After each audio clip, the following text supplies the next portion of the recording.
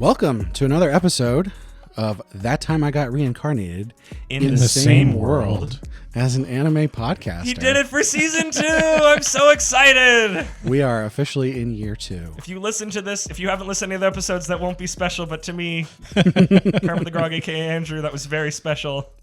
Yeah, so episode 13. That's our official first episode of the second year. It's exciting stuff. When I was reincarnated in the same year as an anime episode. Yeah, I mean, I'm really glad we're doing this. I've been having a lot of fun, so. Yeah. Well, who are we having fun with? Who are we? New year, new start, new listeners. Yeah. And also old listeners, welcome back. If you're actually new here, just to give you a little bit of an introduction, we are the Weeb Cabal. We have been watching anime and talking about anime and manga for many years now, and we decided we were going to do a podcast about it. I'm your host, Isekai Sensei-Sama, aka Brad, and I'm joined in our Weeb Cabal by Kermit D. Grog, aka Andrew. Hi ho, it's me. And Bento Baggins, aka Ben. Konbanwa, minasan. So, yeah, today we don't really have any news items to talk about besides, we're watching our standard shows we've talked about on the previous episodes. So you should go listen to those episodes and get our recommendations on that. Yeah, we're in the middle of the season, so there's nothing too juicy hopping and popping right now besides the normal, like, hey, the episodes are good, or hey, they're not. But that's not our job. That's not that's not the kind of podcasters we are. There's somebody else already handling that just fine. So, yeah, today we're just going to jump right into it. So here we go.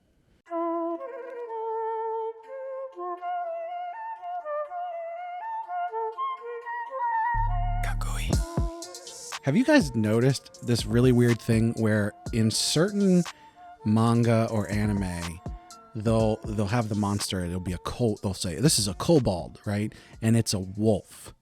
But then other ones, they say, oh, they're kobolds, but they're lizards. Have you seen that? I have seen that. Where does that come from? Like, you'd think it's the same creature, like the same name. So why is it a different kind of monster? I know the answer. Do you want the real answer? Well, what's that's the why fake we answer? staged this question to you, Ben. Yeah. Well, I mean, the real answer is the same reason that orcs are so often pigs. Yeah, I see that a lot. Moblins from Zelda. Yeah, and it's because that the D&D first edition manual had that. D&D later changed it so that kobolds were dragonkin and orcs are the big hulking tusked green monsters that they are today. And those either didn't make it over to Japan right away or they didn't catch on as big. And so the initial D&D 1.0 went in, established those ideas in the gaming and RPG community, and then the gaming and RPG community quickly became, especially in the 90s, the anime community. All of those guys were influenced by that. So I guess to that extent, the wolf type kobolds are technically accurate. Yeah, I mean, accurate as fantasy creatures are. Well, right. It's strange that they would change that though. I mean, it's a fundamental physiological difference. Well, it's also whatever you want it to be. Well, yeah. If you go back far enough, most of these things are just some kind of sprite or spirit, or they're not really differentiated except for storytelling or gaming purposes. Yeah. The orc one is interesting to me. I didn't notice that one as readily because if you think about orcs in the sense of like Tolkien or something, they're big, hulking, sort of humanoid creatures, whereas the orcs in like manga, you get these pig-like creatures, but they aren't significantly different looking. Just the facial structure is generally different. I'm going to show my nerdiness here. Go for it. And like I just have to say, that's the point of this podcast. Yeah. Well, okay, but like the orcs you're talking about from Tolkien are the Uruk-hai. Oh. And I did this. I asked for this. yeah, the other orcs are synonymous with goblins, and they dwell in caves Stick and with such. us, people. And Promise. yeah, no, we're going somewhere. Excuse me. I was talking about the orcs that are related to goblins. They are humanoid, They are humanoid. Yes, they're not pig-like. and they're big. They've never been They're pig-like. they're much bigger than the goblins. In the original Tolkien, orc and goblin is interchangeable. Oh, okay. Well, that Peter is- Jackson screwed us then. Yeah, they had to change it a little bit. He called them goblins in The Hobbit, and he used the terms interchangeably in Fellowship of the Ring, and then he mostly just stuck to orc. But yeah, I know a lot about that. But it is interesting to see it all get translated through the lens of Japan, where I'm sure translations of Lord of the Rings are very popular in Japanese and in Japan, but the D&D stuff, they obviously didn't get the materials at the same rate we got it, but it took root. yeah, it had such a heavy influence in their gaming industry that then went on to influence their anime, and the East and West kind of diverged at that point. I had an interesting experience with it because really my first sort of, like, I've definitely heard the term kobold before, but I don't specifically remember ever seeing one and going, oh, kobold, that's the thing in my head now. And so I really got introduced to it in manga. And so I'm like, oh, kobolds, they're wolves. And then seeing it elsewhere and going, wait a minute, they're calling those little lizard things kobolds. What the heck are they talking about? In World of Warcraft, they're rats. They're just rats. That's just They're rat men. totally That's wrong. even different than the other things. I think the main thing with a kobold is supposed to be a tiny creature about 2 feet tall that lives in caves. It's not. It's semi-sentient. It's not quite as intelligent as an adult human. Maybe it's as intelligent as like a human child. There is definitely a sort of a theme going with them where it's like kobolds, sometimes you can like get along with them even though they're technically monsters. Yeah, they're kind of supposed to be more semi-intelligent animals that they can speak, but they usually don't. They usually speak like children or. Although I should say there's one manga I read, an isekai, where a guy gets isekai'd to another world. Why did you look at me when you said that? Well, because I need to clarify. Okay. Not one of the 4 that isn't an isekai that I read. So he's isekai'd into another world as a werewolf.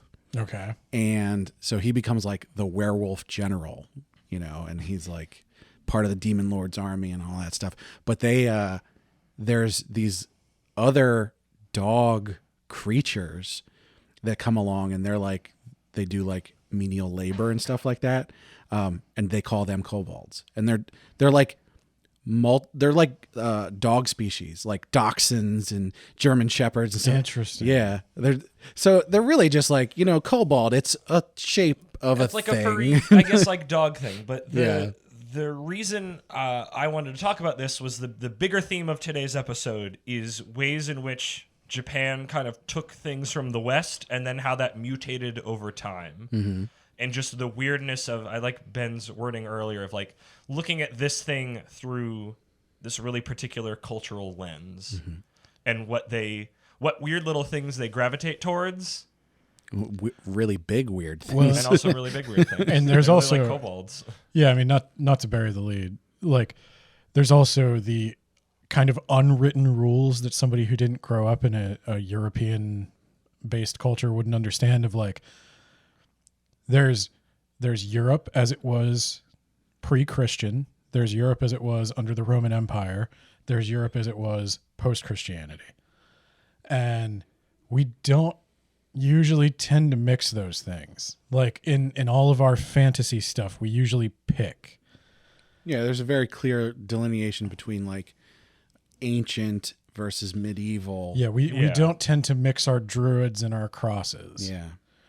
But in Japan, they didn't quite get the memo. They're just like, this is all old European stuff, right? It's all the iconography. So That's a good point. There's like, they use crosses all over the place. There's always this idea of like the priesthood and stuff like that. Yeah, but and it's yet, always like, what's it for? well, like, right, because it's never like, oh, our singular god. It's like, no, we have this god. She's named this thing, and there's other or gods, a goddess, or the pantheon. but they still use crosses and stuff. And Yeah, you go, and they don't reference a what is the crucifixion cross for? or all of like having bishops and cardinals Yeah. and like a pope and stuff. So now that we've moved towards more, and I've taken the mic a little bit, like one of the main reasons, besides us generally wanting to talk about this kobold thing, because I find it fascinating that like they got volume 1 of D&D and then just didn't, and then it just sort of mutated on its own.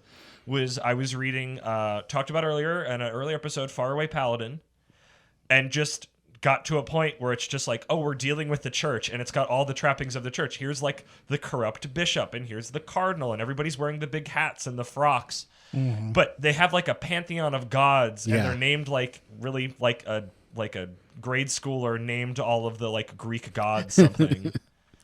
Oh, well, and that's another one. I mean, simply like the language itself is something like the idea that English is exotic to a Japanese ear. Yeah, which, I mean, Japanese is exotic to us. Right. And so we notice then some of the nerdiness that we probably do to them. Like you have Ariana Grande getting Shichirin tattooed on her hand, thinking it means 7 rings when Shichirin means small barbecue. Oh, that's great.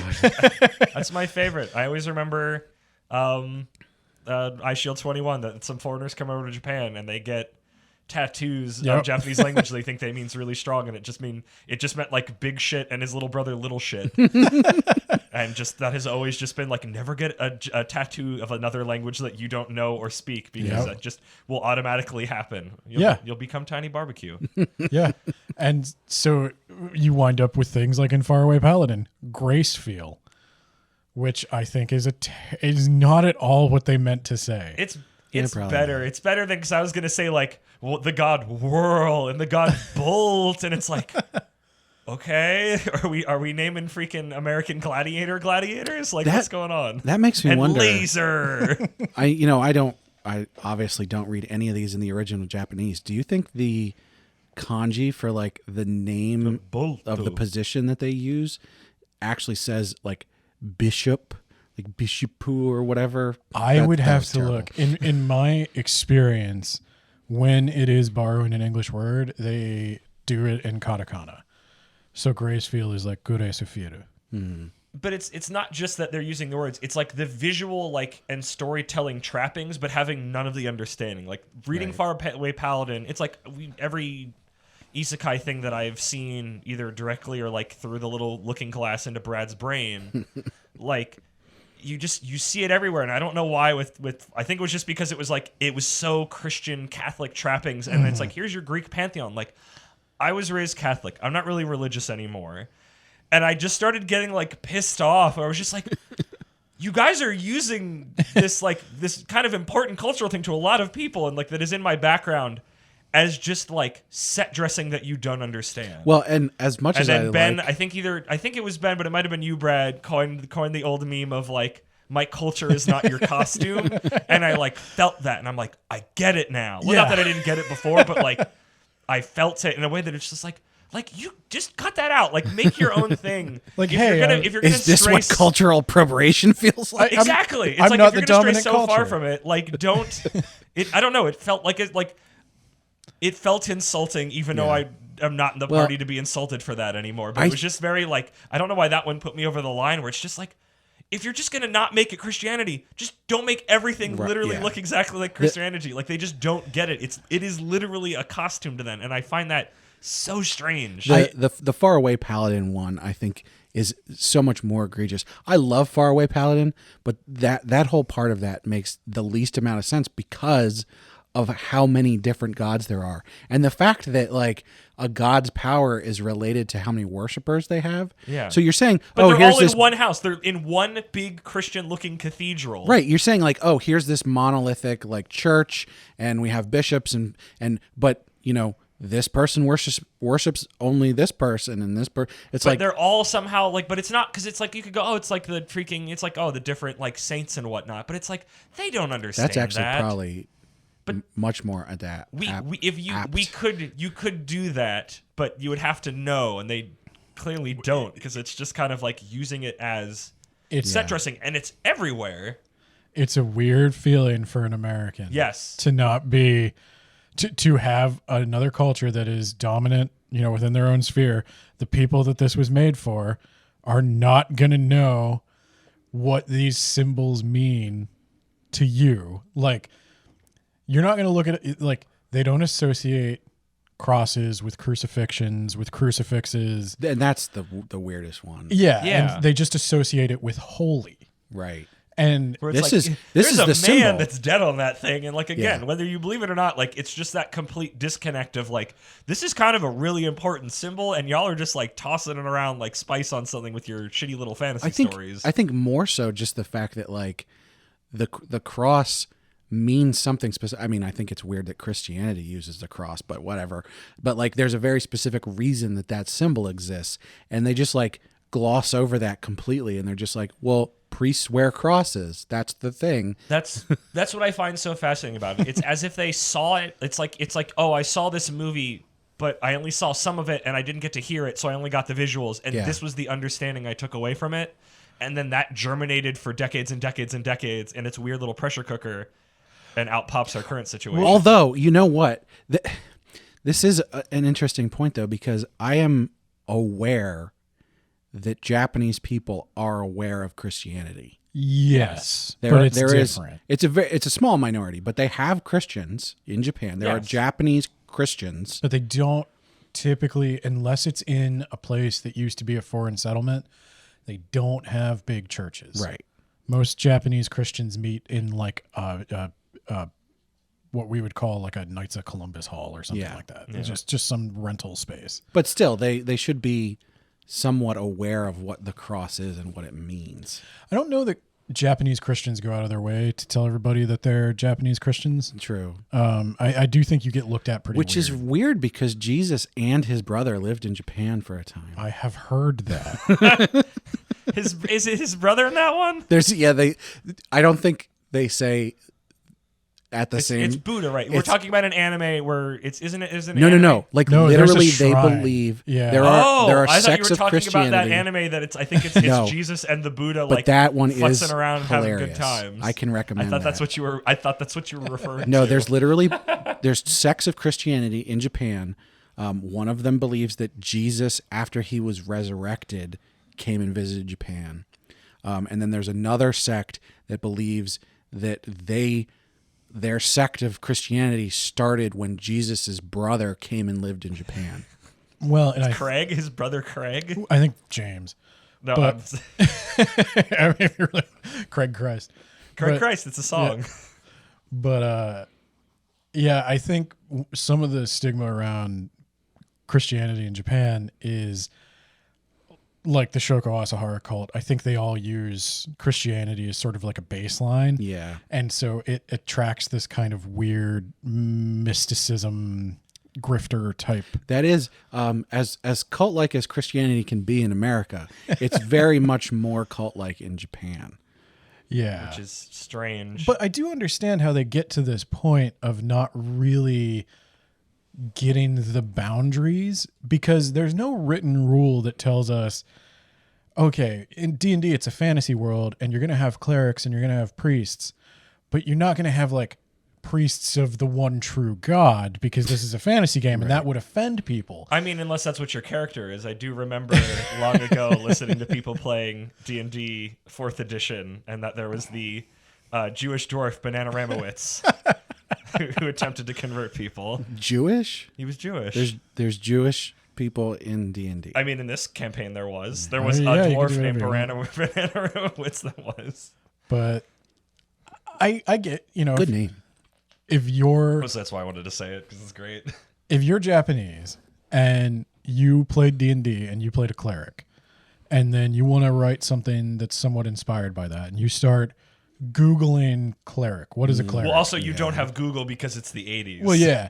So you go to the library and you start looking this stuff up, and you're going to find this symbology, and you're going to think, oh, these Gothic cathedrals look so cool with the stained glass, with the spires and everything. They look intimidating and arcane.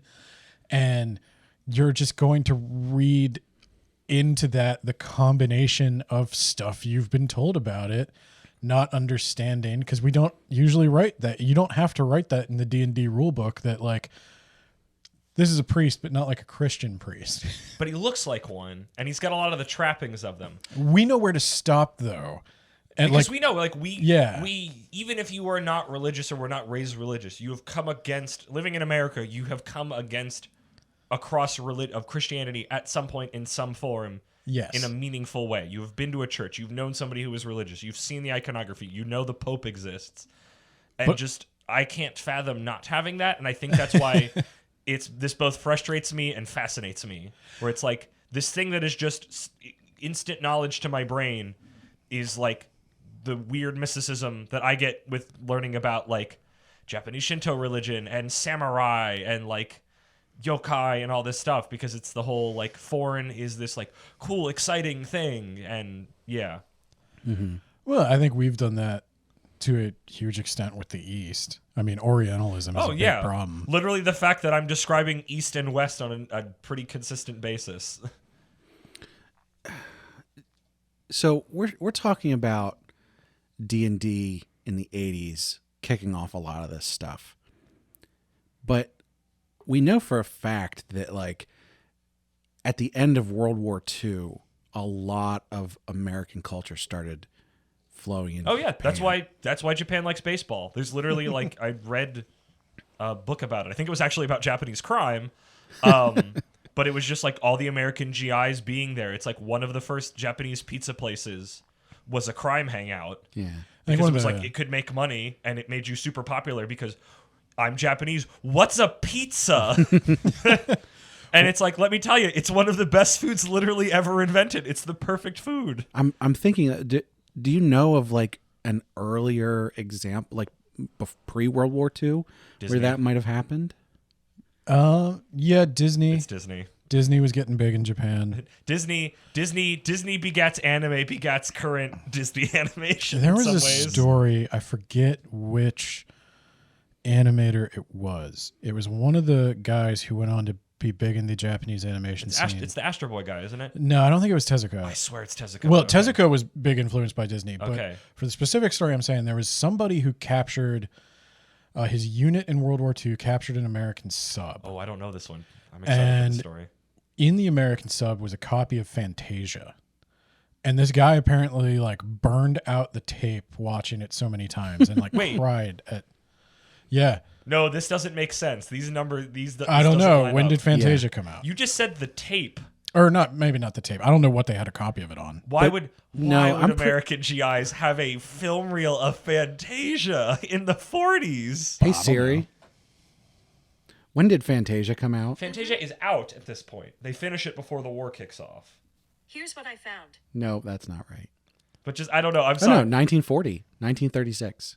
Yeah. Yeah, I'm not saying they couldn't have it, but the idea of like this thing that people didn't like at the time being in an American GI sub when they're in the oceans of the Pacific seems outlandish to me. Also, you said that it burned out the tape. Well, It's the not a tape. It'd have to be yeah. a film reel. But he watched it apparently a lot and was heavily influenced by it. I could believe that. And That part. there were a lot of stories, like obviously Tezuka for Astro Boy Yeah, decided watching Snow White. I think that's the story I know. he decided to replicate Disney, and they were trying to replicate with the early anime a lot of Popeye. Popeye became a huge thing. Yeah, he's big. He was supposed to be the first big like Nintendo thing, and then they lost the. I don't remember if they lose the license or something happens, and that's why we get Mario because it's supposed to be Popeye. Yeah. Yeah, and one of the first Japanese exports after World War II was a Jeep, a toy Jeep made by a guy named Kosuge, I think. It became like really famous among collectors and stuff. But it was one of the few things that they could make. That was a big factor. Like after the occupation, a lot of stuff, materials were just scarce. All the industry had been bombed out. And so they made it out of junk, like stuff the Americans were throwing away. They got permission to raid the junk piles and like steal tin and stuff to make these things. But then, yeah, you got Tezuka copying Disney and animation itself being a loan word.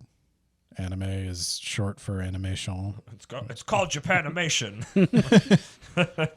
If you read the kana in any anime, they all have like opening animation. It's literally the kana for opening animation. But it's that whole language is words gain meaning beyond their literal meaning. Mm-hmm. So we wouldn't call, like, anime is animation, but we wouldn't call it that. Its main designator is anime, which means it's from Japan, even when that's not technically true. Also funny, though, is that most American animation, even if it was American directed, isn't made in America. It's made in Korea. Yeah. Or sometimes also even literally Japan, which was like, is that anime? Oh, no. Because if you start doing it too literally, the whole system kind of breaks down. And it's like, what are we doing? I wonder if they're going to start using AI for that instead. What? For in-between frames. Almost assuredly. Because that's what they do. I don't want to is think that, about any of this AI stuff they have when it comes to artistic adventures. The Western studio does like the keyframes, and then they ship that over to Korea, and they make all of the in-between frames. Well, I don't know how true that still is now. There's point. Still a lot of Korean names in the credits of I'm sure. Even anime now. My knowledge base isn't as up to date as my old stuff where it's like learning it's like, The Simpsons and a bunch of like early Cartoon Network stuff was mostly done.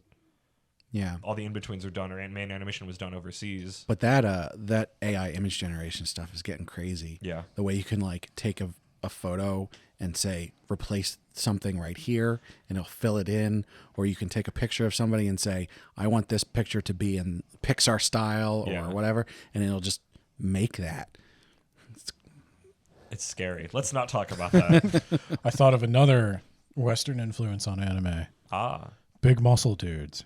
Right around the time Schwarzenegger and Stallone start getting... Schwarzenegger, Stallone. I was going to am talk about Mad Max inspiring Fist of the North Star and JoJo to an extent. Yep.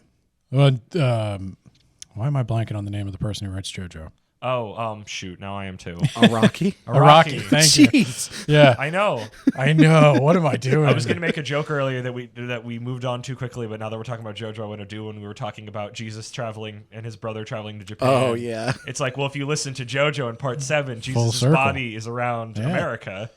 Right. Which is very Mormon, I think. Well, right. So there's, was it the Mormons I guarantee who believe no one in Japan knows about Mormons. that after Jesus was resurrected, he went to America, and like some Native American tribe is like the 12th tribe of Israel or something. Tribe of Israel. Yeah. I'm sure. I don't know. It's all weird. Question if it's ethical to eat Mormons.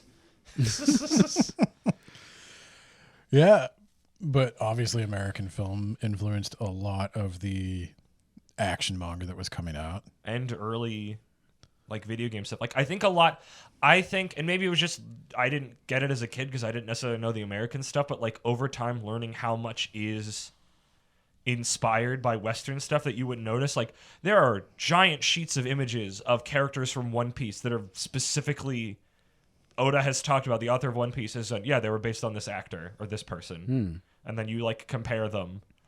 Well, in like ways that you're not expecting. But it's like the JoJo thing. It's like he got pretty modern with a lot of those albums, but it's just been so long that it just is.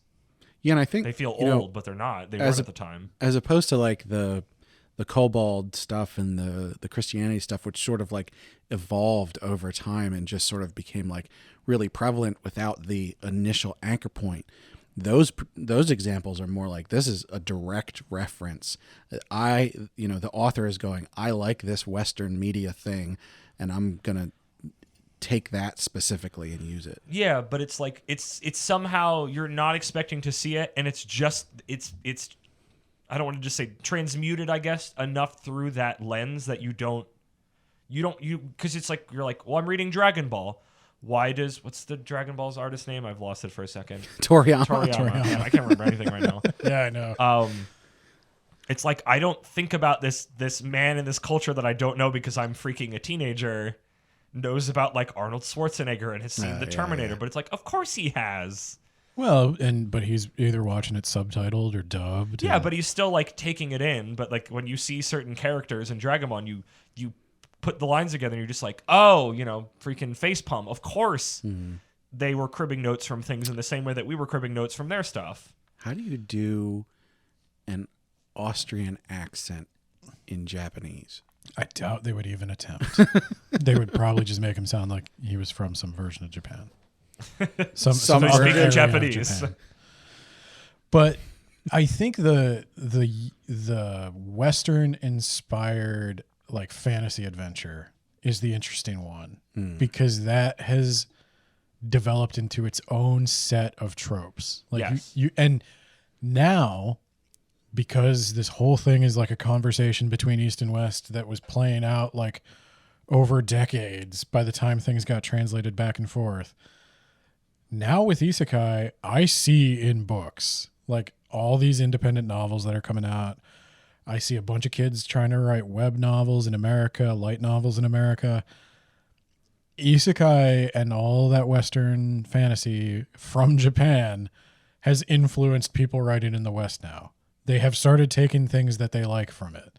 It's the conversation. They like and you also notice in all of those Western things, with a few exceptions, like Record of Lodoss War literally tried to be Lord of the Rings. But for the most part, it all incorporates a lot of gaming. It's a version of the West. I mean, obviously Lord of the Rings is a version of the West that never existed, but like Dragon Quest. We haven't said it yet, but it's been it's been on the tip of my tongue this entire time. It's like that is the fantasy video game pillar. Well, so did that shakes calendars for the government. That shapes other games that have nothing to do with it. Like it's everywhere. That makes me wonder though, because like the general video game elements that you see in an isekai are very heavily influenced from RPGs. And MMOs. You have like these even progression more so. Yeah. systems. You have That's- like the that's skill Dragon points you're Quest. spending. That's Dragon Quest. But like, which was influenced by those people who were into that D&D first edition. that was like learning Okay. that this thing that I thought was very like, and that I guess that can come back to that whole like things seem exotic. Like I find Dragon Quest to be the most like rote nothing. Like I don't get why it's a staple, but because the pieces of it came from a foreign place, even if they don't know it, to the Japanese, it was novel. And to hear where we're just like, oh yeah, it's D&D. Who gives a shit? well, and that's the thing. So are those video game elements directly coming from that D&D base, or is there some Western predecessor of, the JRPG, just a regular RPG that is like influencing that? Because obviously, as a tabletop RPG, D&D influences that as far as like your stats and your progression and everything. But like, did that start? Were JRPGs first? No. So I would say, first off, this is a criminally understudied thing. I get frustrated with this. This is part of the reason I've been pushing so hard to increase my Japanese reading proficiency, because I have seen a lot of books I want to read about these kinds of like super niche histories, and they're only in Japanese. There is no market for them. I'm the only person who wants to read them in English. And but there was one, Kermit lent me, the Legends of Localization for Zelda. I was just thinking about that. Hey, The magic book in Zelda it's Bible. was a Bible. It's a Bible. Yeah. And they had to take the Wild. cross off of it. Yeah.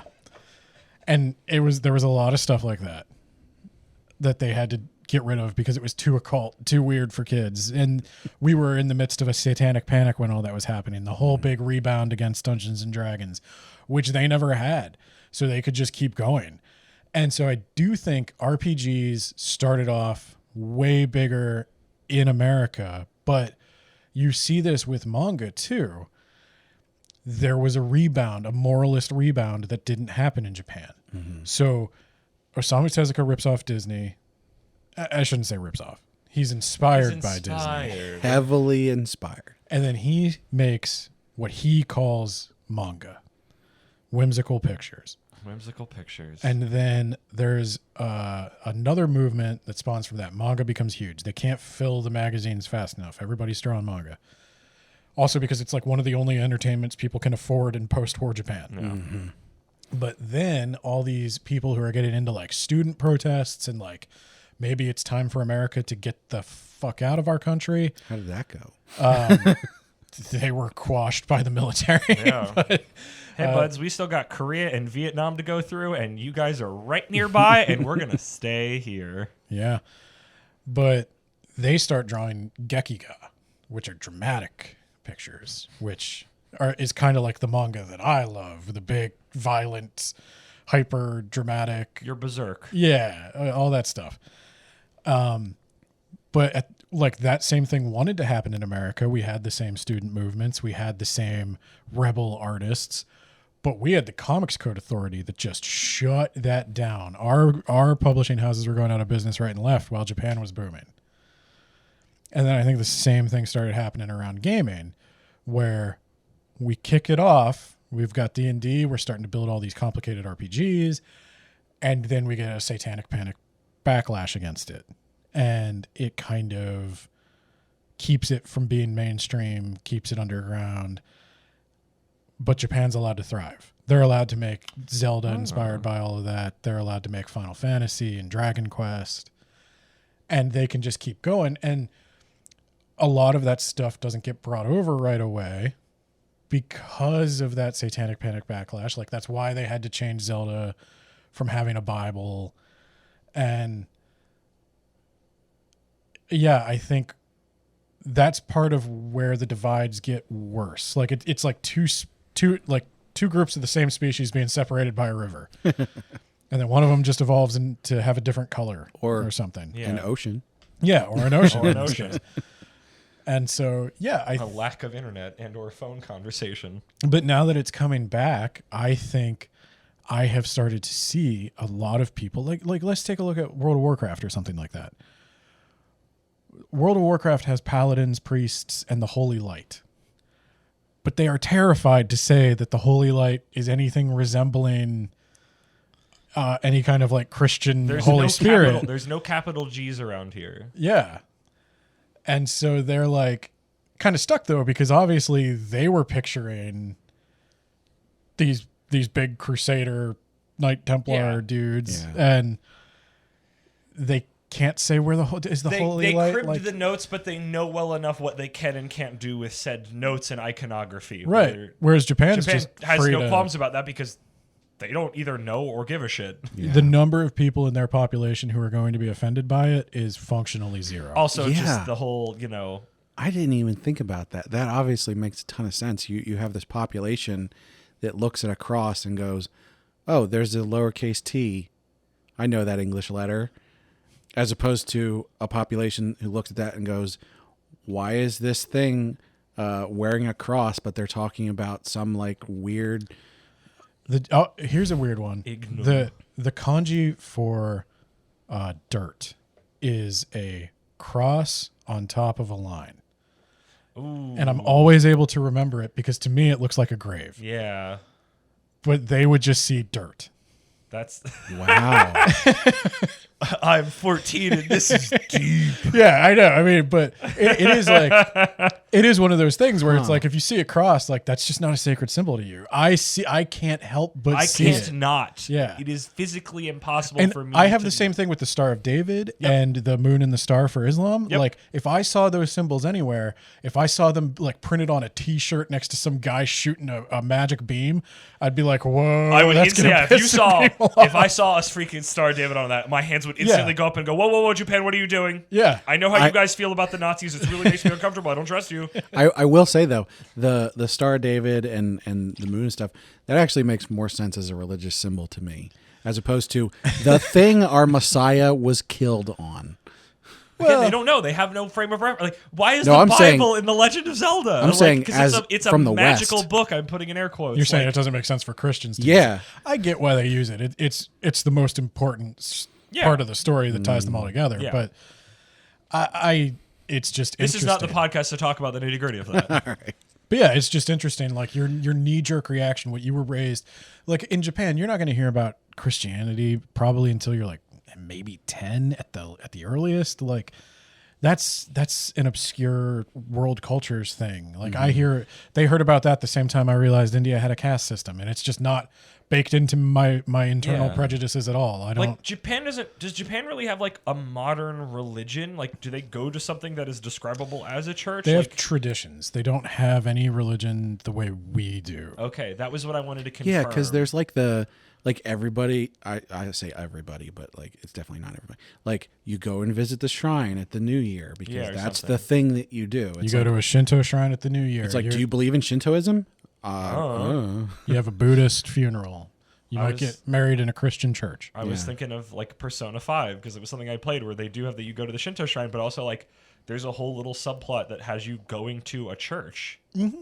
And it's just like, was that a Christian church? Like, I don't like. I was trying to think and remember on it, but it just seems like it seemed odd. In all honesty, I sort of like that cultural idea of like, hey, we think these things are neat. We're just gonna do those things. Yeah.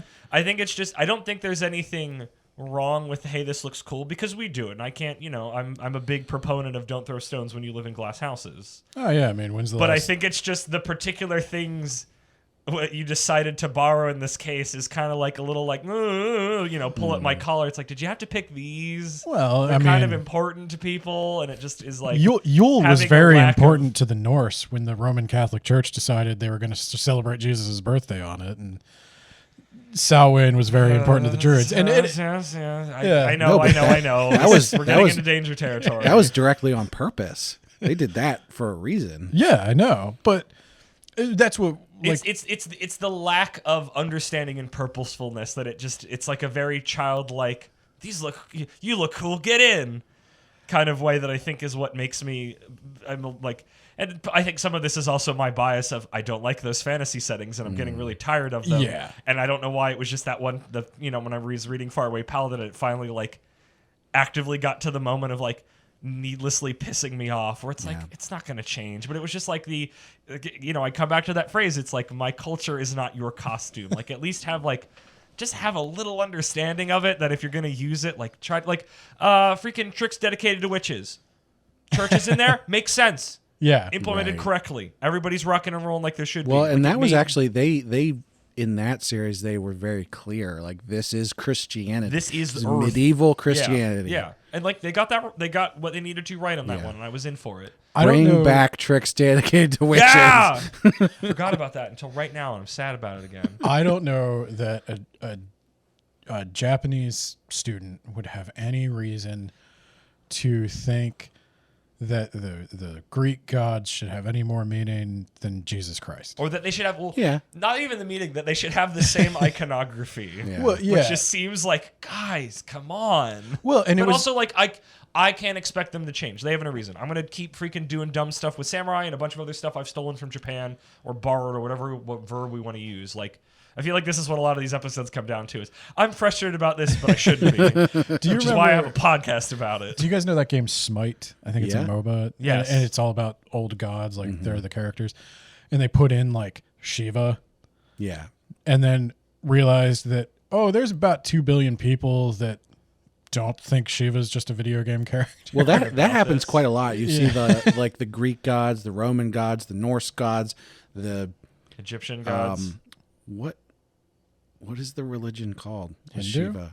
Is it Hindu? Yeah, Hinduism. The Hindu gods. And they just mix all those up. And they're just like, yeah, all these gods. But then don't you dare put Jesus in there.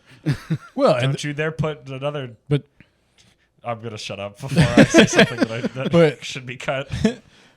But Smite got in big trouble with India because they want 2 billion potential customers. Yeah. But they just weren't very sensitive to that culture because, again, you're raised with you don't care about Shiva. Yeah. That's just I should say a cool looking thing. It's just an aesthetic to you. Well, there you go. I guess As a former Lutheran, I want to see Jesus in more fighting games. He's in fighting games. Have you not seen it? I don't remember what it's called, but there's one where he's fighting and literally his gauntlet's made of the cross and he can fight Santa. I think there's lots of gods in that one. There is. That's the bit. Right. I want to see him in more games like Smite. I want to see Jesus flipping tables. I want to see Jesus chasing people out of there. Is Jesus under copyright? Yeah. Isn't there a Jesus game or a Bible game coming out that everybody on the internet was talking about? Is there? I think so. The Bible MMO. Okay, let me tell you about a game called the New Testament. Oh boy. No, but I guess I thought I had a means of tying this together. For and me, I don't. for me, and I think for you, I roll my eyes when I see that aesthetic for a couple of reasons. And one is because it's kind of lazy. Yes. I don't mind that they borrowed the ideas and did their own thing with it. I don't mind that they have an incomplete understanding of, my culture or not even my culture. They just have an incomplete understanding of Christianity. But it's because they're all Dragon Quest clones. Yeah. It's not the fact that there is one of them. It's the fact that there are hundreds of them. Well, and it won't stop. It will never stop. I guess, I think that's why, one drop of rain is nothing. But when you're getting bombarded and it also, like you said, Ben, it's like lazy because it's just like, oh, we're doing like the Greek gods, but just everything looks like the Christianity thing because that's what it's always looked like and done. To give Japan one, I would say I'd equate it to the explosion of ninja movies in the 80s and 90s. Admittedly, ninjas aren't a religious thing, but that's why I said samurai. It's it just gets samey and lazy. It's an aesthetic people like, and they roll with it. Does that tie back to what I've said about isekais in general, which is like it gives you the starting point, so you don't have to explain all this stuff. People already know about it. We can get right into the story. Yeah, considering the number that are produced, it's a red flag to me. Oh, sure. It's not a final verdict. There are those I like liked 90% of isekai are terrible. So. I liked Faraway Paladin. I didn't mind that there was a Christian nun who worshipped the life goddess in there and made bread. Hey, that was magic bread. I know. She was a vampire. Mummy. Are you my mummy? Mummy is a whole different kind of Orientalism that we could talk about. I want to pull this segment to a. But I think that's the thing we've had with isekai. It's just there's a lot of things we're giving you this. This is shorthand for the world. These are the parts. These are the ingredients for my isekai cookies that I didn't want to get myself. Here is just the flour. Right. This is the flour. Mm-hmm. This is the. But then this you is have the to holy water. This is the wine, the blood of Christ that I put in my cookies because that is how we've always made cookies, and I have no reason to take it out of my cookies, so that's what they are. And I think it's fine to do that, to give that sort of jumping off point, but then the story that comes after it has to be good.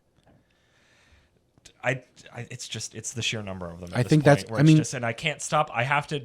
I feel like this is the lesson I learn every podcast. I can be frustrated with this. There's legitimacy in it, but I can't stop the river because I'm over here and there's a billion people who think otherwise. I mean, we've brought it up over and over again just tonight. The Faraway Paladin thing, where it's like this is a good series, but they do this where they give you these things to sort of give you a shorthand to get you into it, but the story beyond that is good. I think that's why Faraway Paladin pissed me off the most, is that it has shown itself to have the chops to have made its own thing, and when it just doesn't so heavily and blatantly where it's like, I know you're a better chef than that. Yet you used the same ingredients that everybody else used, even though you were so delicate with so many other things in what you were doing. And I think we go to Ben's things. I think it's laziness in a series that proved that it wasn't lazy. I don't think... And that's where the frustration stems from. Yeah, I think probably my final thought on this is I think cultural inspiration is always going to be like a conversation. People are always going to get it wrong. I think they should be free to experiment with that a little. I don't mind that they use religious imagery. I know there are people that do. I don't care. But you could never go wrong looking into something a little more. If you're really going to explore fantasy and stuff. What did those Germans do during the war?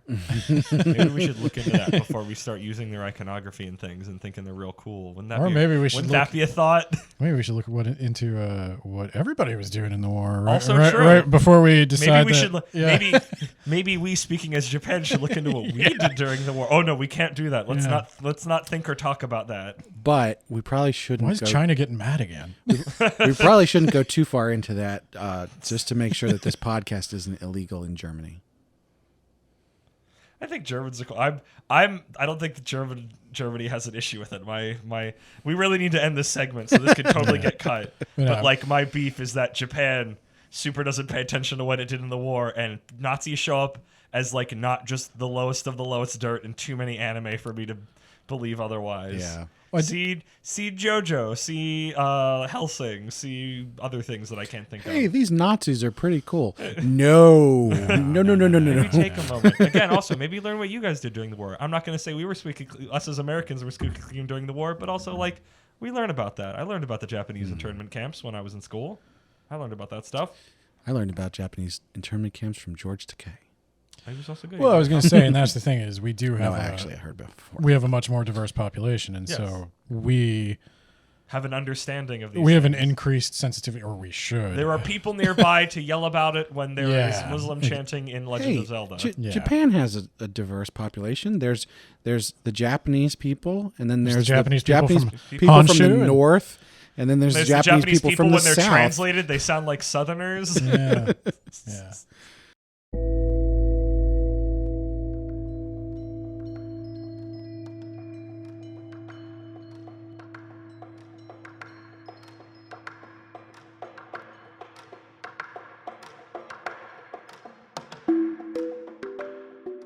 So, we obviously can see a lot of Western influence in Japanese media, but it's definitely going the other way too.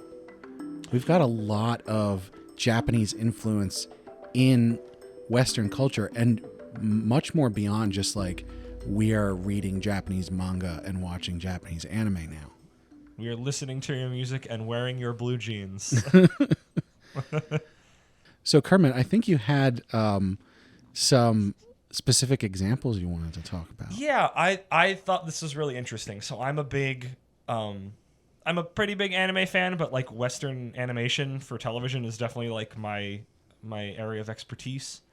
And I thought it was interesting that Disney recently, one is done and one is almost done, had two very specifically isekai stories. Not that we haven't had isekais in the West before, which I'm sure we'll get into this segment, but I wanted to bring up because you can feel all of its influences, but you can feel that isekai influences, this being a show called Amphibia, where a girl and her three friends are transported to a world of a bunch of amphibious creatures.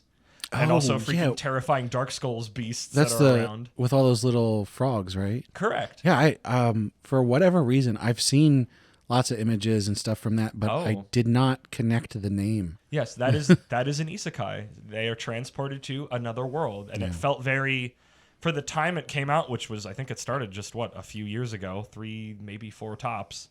Like very clearly, this is an isekai. This is somebody being transported to another world. They didn't need to die. I was gonna what is that Disney or That is Disney. is that the one that has like some really dark stuff in it?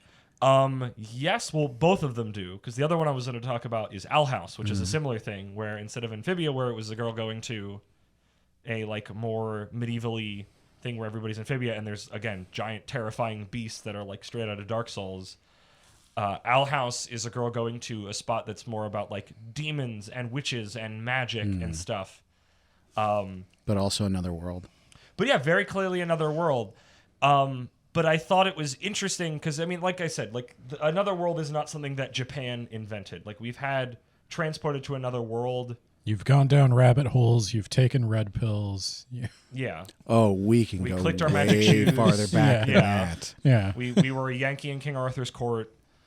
But I think just with the popularity of isekais around the time of this happening, it just felt like a very apt comparison, I guess. And what I found more interesting, which I guess is maybe a jumping off point to ask our dear Professor Isekai Sensei-Sama, is, I guess, small spoiler for both of these shows, they have a bit that at one point they travel back to their own world. Mm-hmm. Is that a thing that really ever shows up in Isekai, or is it usually just like, oh, they died, so all my business on my old world is done. Wash my hands of it. Yeah, I mean it's not a super prevalent thing, but it definitely happens from time to time. There's a couple I can think of where they regularly go back and forth. There's one actually that I really like where he inherits a house from, I want to say, his grandmother, but I might be mixing the two up here. And the closet is a door to another world. And so he regularly goes back and forth. He goes into this other world. he gets all these cool powers and everything. He comes back. He's like super good looking and fit now, even though he was fat before. But he's got all these powers and everything. And basically he gets to keep his crazy powers in the real world. But he keeps going back and forth. Like he'll go over to the other world and hunt monsters, and he meets the princess and all that kind of stuff. But then he comes back and he goes to school. They've got the rest of the normal isekai trappings, but it's just also he gets to go back. He's not just dead and in this other world. That one's actually pretty good. And then there's another one. It's very Lion the Witch in the Wardrobe a little bit when you said closet that opens up to a fantasy realm, which I guess again another isekai. Admittedly, before I wonder when isekai was like coined as a term. Well. Inuyasha had a well. So I still have to look into this, but I was reading some stuff online. Ben, are you familiar with Gilgamesh? Yeah. I mean, the epic of? Yeah. Yeah. Someone mentioned, and Gilgamesh as I said, is the first isekai. Yeah. I have to look into it. I have not read Gilgamesh. I'm sort of tangentially aware of it. But what do you think? Do I think Gilgamesh is an isekai? What is the story of Gilgamesh for somebody who doesn't know? I.e. me. Like from the at a really high level, Gilgamesh, a lot of it, kind of people say Gilgamesh came before Genesis, and Genesis tells a lot of the same stories as Gilgamesh. Basically about Sumerian royalty, prince, I think, going and looking or king, going and looking for the elixir of eternal life. And where does he go to look for it? I forget. Does he go into... I was going to say, I hope he goes to another world of this whole conversation. Does he go into... I mean, I just thought he traveled. I didn't realize he went into another world. I'm going to be real with you. I don't think I've read... Well, I'll tell you what. I am going to read it. I'm going to look into this. And it's about Gilgamesh. At some point... I know he talks to a snake at some point. Does he talk to Enkidu, or is that a different story I'm thinking of? I think that's... It's the right pantheon. Yeah. Yeah, I'm pretty sure. So, yeah, at some point in probably the near future, that question may be answered. Of what the first isekai, possibly the first isekai is. Isekai But I guess, I think Sensei-Sama. another bit of research we should do, I think from this is like, when was isekai coined? Because like we were joking earlier, like we've had in another world stories for hundreds and hundreds of years. Yeah, I mean the actual term isekai. Japan is not a creator of it. It's just I think this recent fad is coined within their word and the billions and billions and billions of these stories they've made. It's not super old. It didn't become like isekai, the word didn't become the trope until recently, even though there have been isekai stories for a long time. It's the moment when the word becomes the word that it is. Yeah. When it gained meaning beyond its literal meaning. Which I know there was that earlier. I sent you guys a link to Sekai K. Yeah. World type, which is basically post-Evangelion stuff that was like Can Evangelion. you explain that? Because I read it and then didn't understand it. So I think the article was also very short and had no examples that I knew, so I was like, I'm out of my depth. Evangelion basically inspired a series of stories in which interpersonal relationships were deeply connected to the fate of the world. Like where one character forming a relationship was necessary to saving the whole world. Like That's a good way to get a date. What a weird thing. Yeah, with Shinji basically being unable to function socially, and that leading to, his decisions in the battles with the angels. I won't spoil Evangelion for you. You're not going to spoil an anime from the 90s? Yeah, I guess I could. I'm seeing a theme with some of these tropes between the isekai stuff where they get the harem and what you just described, Ben, and thinking about I don't know if it was just I was misunderstood reading that or was reading something else of the whole like, oh, the characters meet as kids and then later I guess I was listening to you guys talking on heroin. Listen to Heroin Addiction. They talk about that trope and how that the series they did it good though. There's definitely an episode in the future of the podcast where we talk about how the 90s stock market crash in Japan changed everything in anime.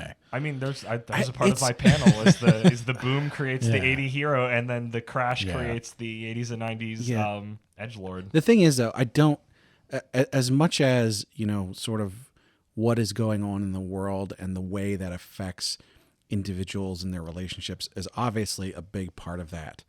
I think there's more to sort of the isekai harem thing and the love triangle stuff and all that. There's which certainly- is You go to the other world and you find love, a thing that Well, you right. cannot find And- in life. and- So but- it's like I'm just seeing like, my point of connecting a lot of those dots was like there's a bunch of tropes that show up a lot that is based around you as a male getting a date and doing very little on your own. No, and that's exactly it. That you hit my point exactly, which is the fantasy that a lot of the consumers of these kinds of media have is, how do I get what I want out of a relationship with another person without having to put any work in? Yep. Yeah, but I want to add one more thing to that, is that the crash of the 90s, right around that time is when you see the video games that are going to form the backbone of the systems that all the isekai copy coming out. That's where you get like, everybody knows what mana points are. Everybody knows what health points are. Yeah. It's going to create, because all those people, all they had to do, because they couldn't get jobs, like it was something like a solid, like I'm not going to give a number, but like a sizable chunk of university graduating classes could not get jobs when before they were basically guaranteed them. And all those people just sat around playing video games and reading anime. And that creates Reading anime. reading manga.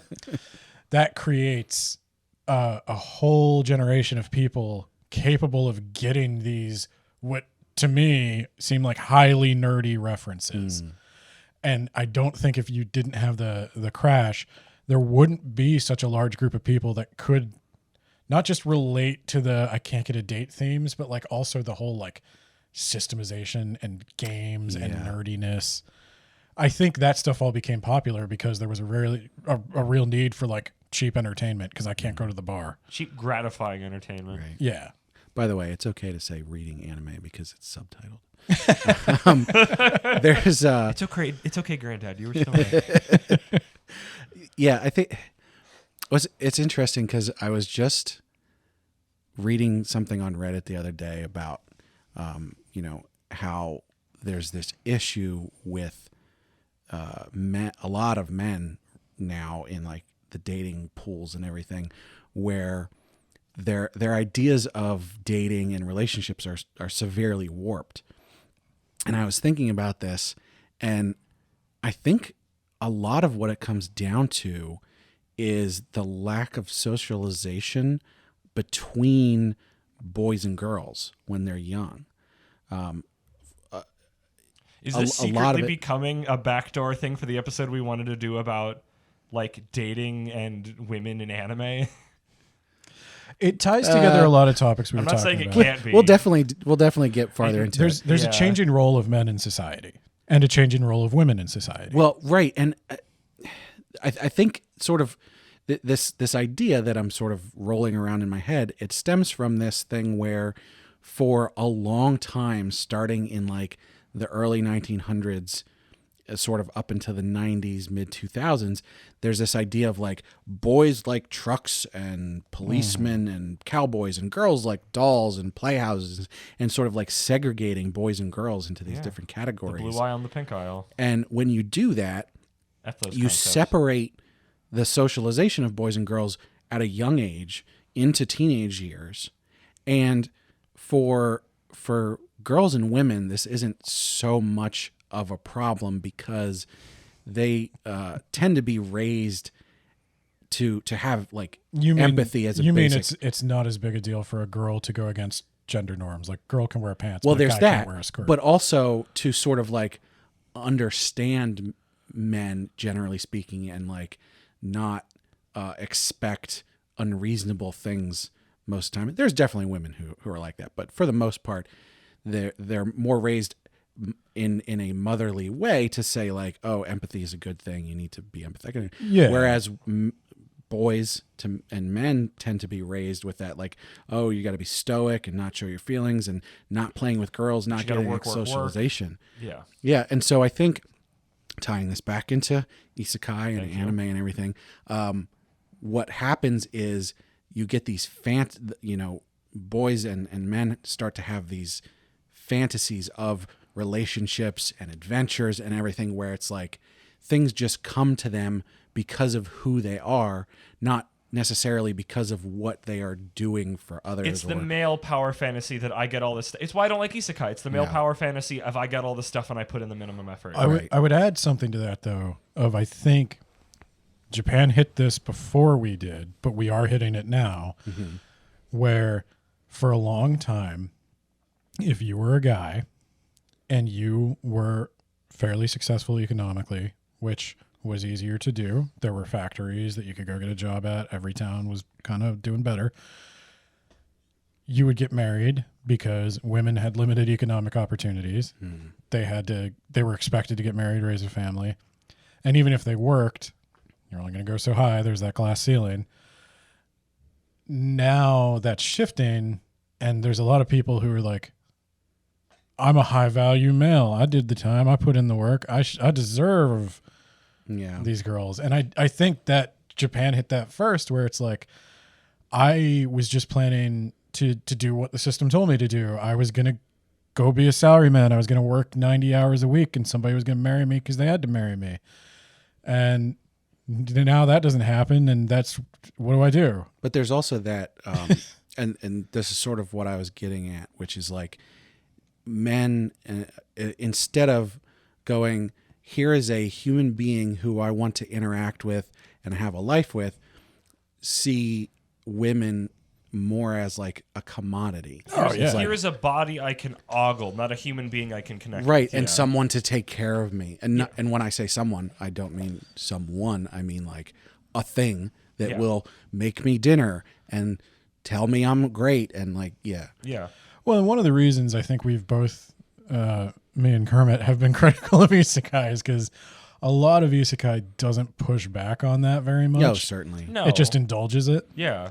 And I've said this. I said it earlier. 90% of isekai is terrible. Yeah. Like I enjoy junk food. So Yeah, but sometimes junk food can whatever. Okay, question. Because when you were describing when it would. Parsing this so clearly as a male power fantasy. Yeah. Like, because you don't usually see, I think we've talked about, like, you don't usually see, like, it's a woman in an isekai. Because when you do, it's usually, at least through the lens of what you've read, it is the villainous stuff. It's like a dating thing. And it's not like, I'm going on a fantasy adventure and stuff like that. Well, and that's a good point, because the woman-centric versions of it tend to be, I am taking the power.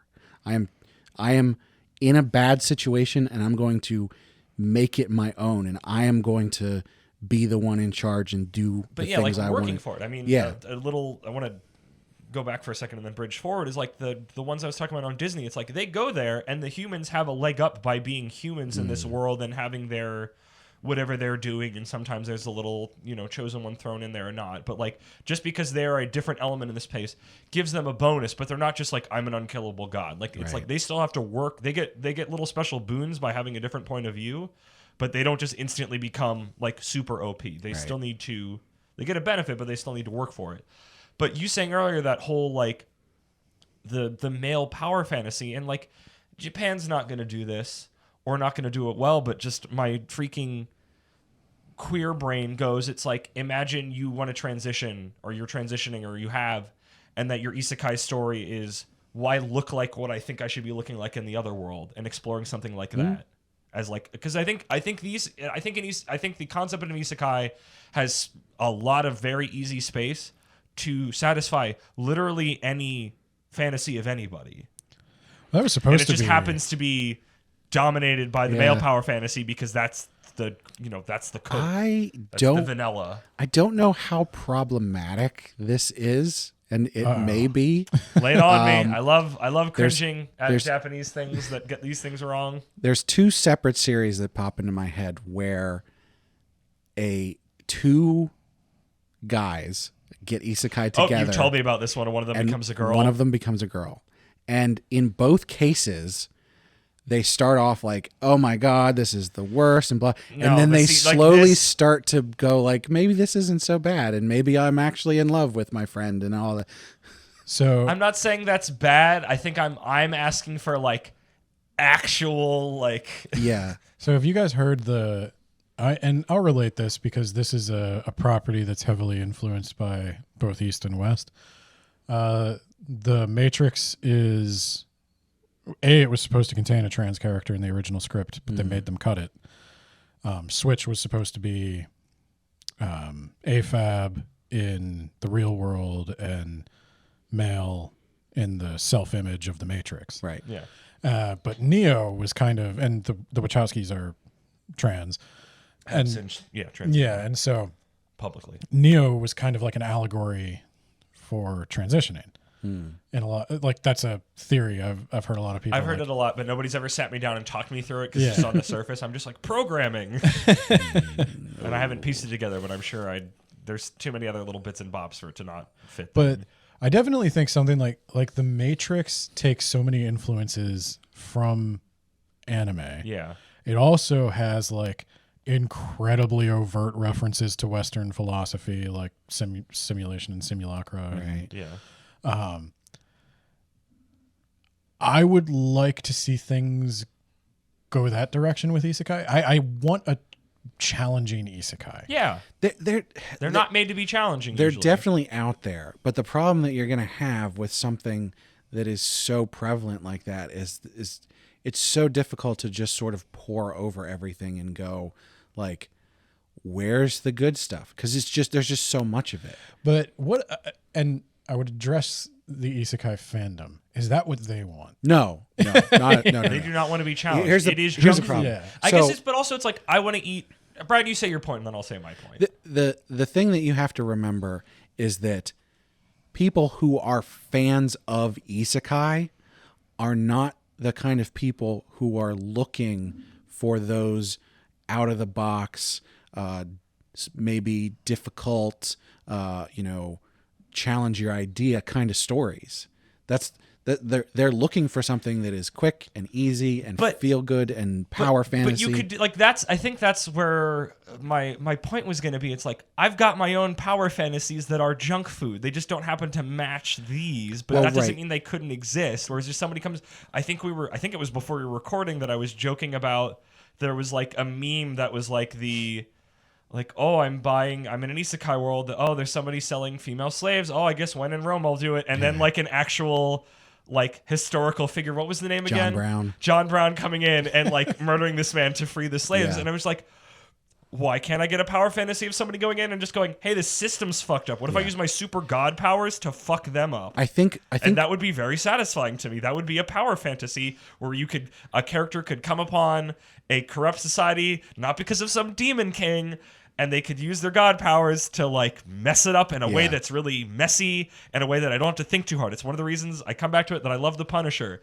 When I read The Punisher, it's a power fantasy. I don't have to think that hard that like, yeah, killing everybody is not a good way to solve crime, but it's a power fantasy. I don't care. I was going to say, like every Tarantino movie, like Django or... What was I love Django. Once Upon a Time in Hollywood, Also where he great. just murders the Manson family with a flamethrower. It was incredible. Yeah. Like just that's... Inglourious Bastards. I don't think non-males or the male power fantasy don't want power fantasies. I think they just don't get them. Well, that's the thing. And so... But also, I guess because sometimes certain people seem to think that just there being queer characters and stuff like that makes it, challenging when it's it's not. I think what you'll see is that it will be... It's not that they won't exist, that they won't ever exist. And as soon as I come across one, you'll be the first to know. Yeah. It's just that I don't see very many people taking that on because it's not going to reach that bigger audience. We saw that with freaking Tricks for Witches, because Tricks for Witches is trying to dismantle a very correct and Catholic Tricks for church, Witches and Tricks for Witches stopped. Right, Tricks for Witches thing I wanted. is very progressive in a lot of ways. It was surprisingly progressive. Yeah. I was very impressed by it, and it didn't go. And I guess there's my point: is the audience isn't there for it, and it drives me crazy because like I love this power fantasy of this magic man effing up the church in the freaking colonial in the Dark Ages. I've seen more. What I would call, I guess, progressive or social justice-y, and I mean that in a good way. Yeah. Fantasy from Japan in the last 5 to 10 years than I have in my entire life put together. Yeah. I have a couple like this. This is a different episode. Is like good LGBT representation in manga. I have like I think 5 I could name. Wow, that's more than I. that you could be confident, because I know there's a lot of Yeah. people who like to like bend in a bunch of shapes for all the cross dressers to make it work, and most of them are just like, no, you. No, there's I think like Not Your Idol is a good one. X Gender is a good one. There's a few others. I think this will probably wind up being its own episode. But Yeah. I do think this is another interesting thing about East and West is the things that are like moralistic for us across the ocean are very different. Yep. Yeah. Like in our media, there has been, because we have a diverse population, there's a huge push for diversity in America. There's a huge push for representation of all kinds of gender and sexual orientation. Nationalities. Literally, those two I named, Amphibia and Owl House, both have their leads are people of color. And Owl House is also one of the gayest shows I've ever seen. It's incredible. Yeah. Whereas Japan, everything takes, Doesn't. It's all it's for the most part homogeneous. all their stories take place in Japan, starring Japanese people who are Japanese. Or they take place in pretend Europe, medieval Europe. But I do think Japan is realizing But they start in Japan and then go there. I went into Isekai where somebody isekais to France and then is disappointed. There's an isekai where I love that. I love that. I think they have a word for it when they go to Paris and they're like, "This sucks," and their hearts are broken. And I go, "Yes, yes, be disappointed." there's an isekai where a Japanese girl gets reincarnated as Marie Antoinette.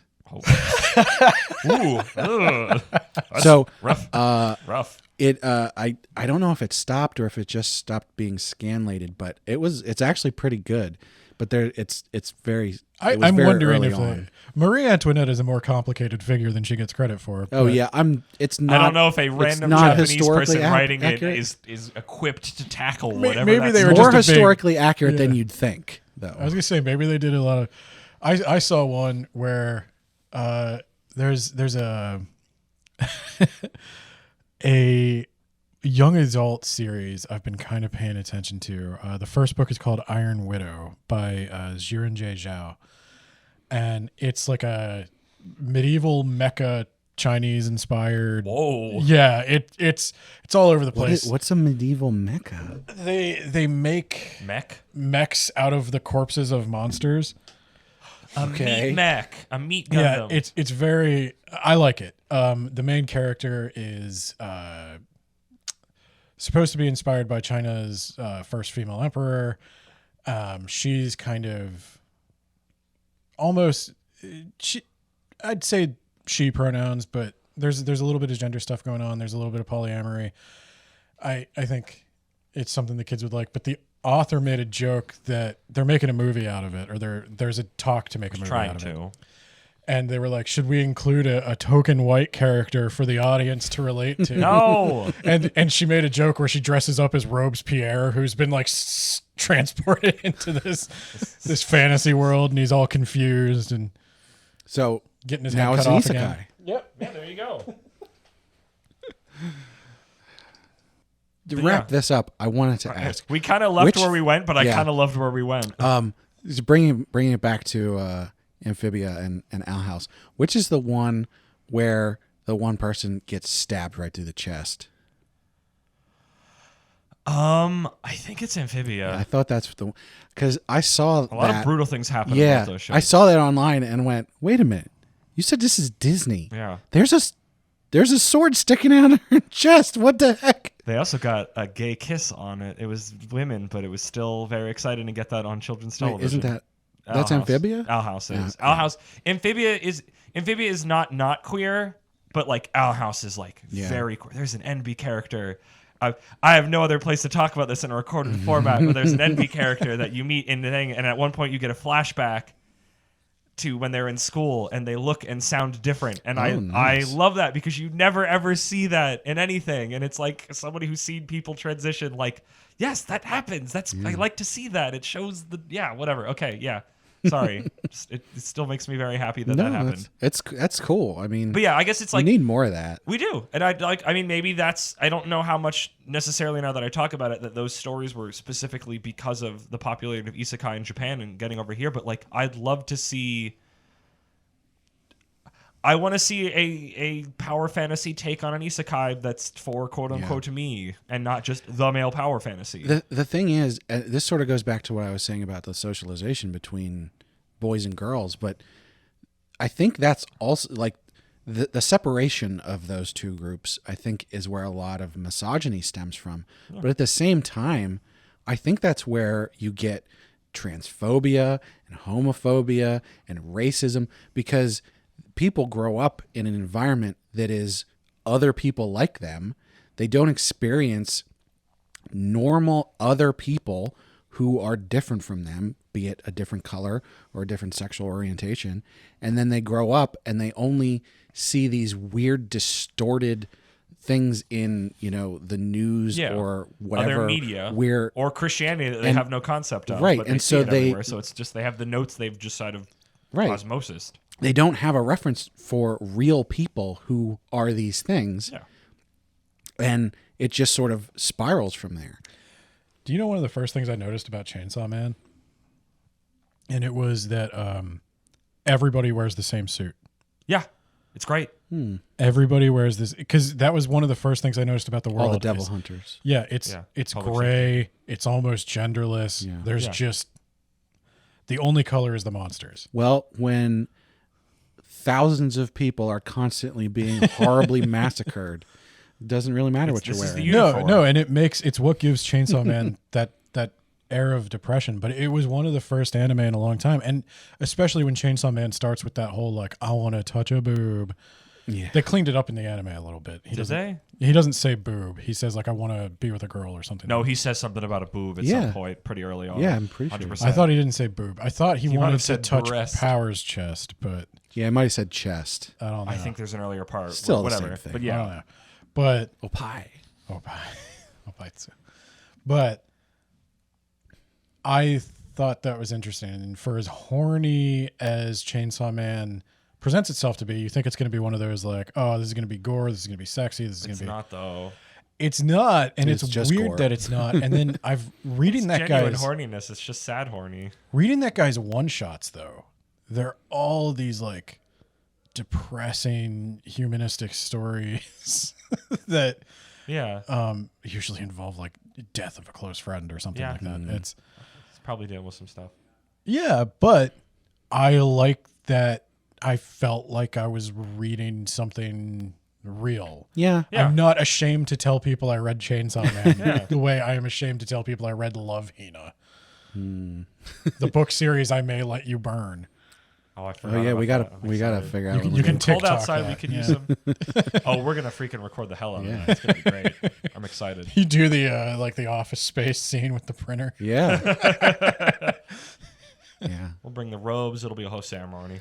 So, Kermit, we got really off topic, but did you have anything you wanted to close us out with? This isn't where I thought we were going, but then I didn't know really where it was going, so I'm kind of actually really happy where we went. I'm very happy with that conversation. Just wanted to make sure there weren't any key points that you wanted to make.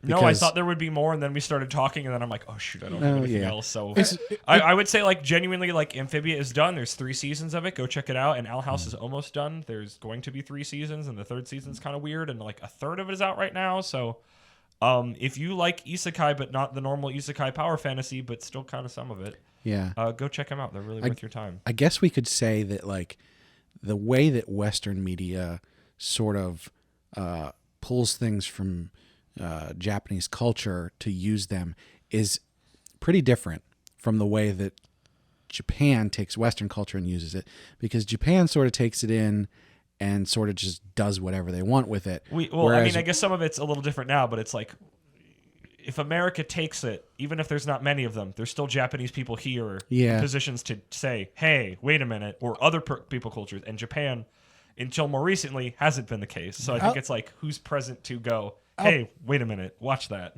I'll pause us breaking our arm, patting ourselves on the back, because we did do the jelly donut thing. We did plenty of erasure back in the day. Oh for no, everything that yeah, was weird. there's plenty of that. What I'm getting at is like, short of your great examples of those shows where it's like they're using that isekai format. We don't really have a whole lot of like, we took this trope or whatever from Japanese culture and we're using that. It's more overt. Use always of, feels of like things like samurai and ninjas and stuff. Well, like no, there's that. some of that if you're. I mean, again, it's watching a lot of American cartoons and whatnot. Like you can see some of the inspiration, but it never feels as blatant as it is in actual anime. Yeah, I don't think it always feels like this is very clearly inspired and not like we took this wholesale as a storytelling thing. It's like, oh yeah, we grew up watching Dragon Ball like you did, so we're going to use this as like a story beat. right. I would temper it again. I'm going to say like, I don't think Disney has the best history of doing justice to cultural properties. Nope. or queer communities. Yeah, I think Mulan is nothing resembling the original Chinese poem. I think there's a bunch of stuff like that where we do the same things. Yeah. But I think it's good to talk about. I don't think I'm not interested in assigning a lot of blame or saying Japan does it worse or better than us, but it's interesting to talk about, and it's fun to see it done to us for a change. I'll tell you what. Let us know of Western media that you think is using Japanese culture. Is cribbing anime notes Yeah. or using Japanese culture really? Let's get some That's more engagement. recent because, like, oh man, going back and looking at old things from the early 2000s about how the internet at large thought about Japan. I'm very It's interested. definitely changed. It's kind of strange. Things since the age of simuldubbing. It seems like this has always been a conversation between East and West, but we're getting close to it being a real-time conversation. Yeah. Yep. For better or worse. I don't know if that means we're getting too globalized, we're losing our individuality, but It's going to become a balancing. yeah. Move over monoculture. It's the mono chaos. All right. So time for mailbag segment. Kermit, did we get anything in the mailbag this time? No, No? we didn't. Oh. And after that last letter, I'm kind of worried. That reminds me, I didn't tell you guys about this. What? That I had a bit of an incident. Do tell. So after we were done recording last time, and just to reiterate, we read Truxon's letter. There was no redactions in it. Correct. There was nothing marked out. We've had letters marked out before Yeah. when they didn't want something said, and this one was just clean. So, expecting everything should be fine, right? And I'm unsure if this is related, but it was very suspicious. I was walking back to my car, and I decided I was going to record a little thank you to everybody for listening for a whole year, and I wanted to sort of reiterate how I felt about that. But I almost got hit by a truck. Oh? Yeah. Any markings? Just Any- out walking? Or? Yeah. So I was just walking back to my car, and as I'm recording, I hear this truck coming, and it's coming right for me. And I'm like, oh crap. Yeah, like deer in the headlights, you just kind of seize up. Yeah. I'm like, what, the kind of thing where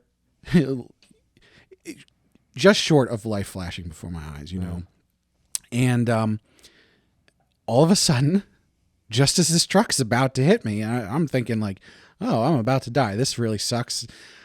Another truck comes out, and I didn't even see this other one, and just completely slams this other truck out of the way and misses me. Wild. Wow. And I didn't know what was going on. Did you see if there was like any markings? Ben was asking that. Like, Yeah. were they just, What did the truck look like? like was it a License particular plate, color? Oh. red truck. I didn't even think about. I didn't.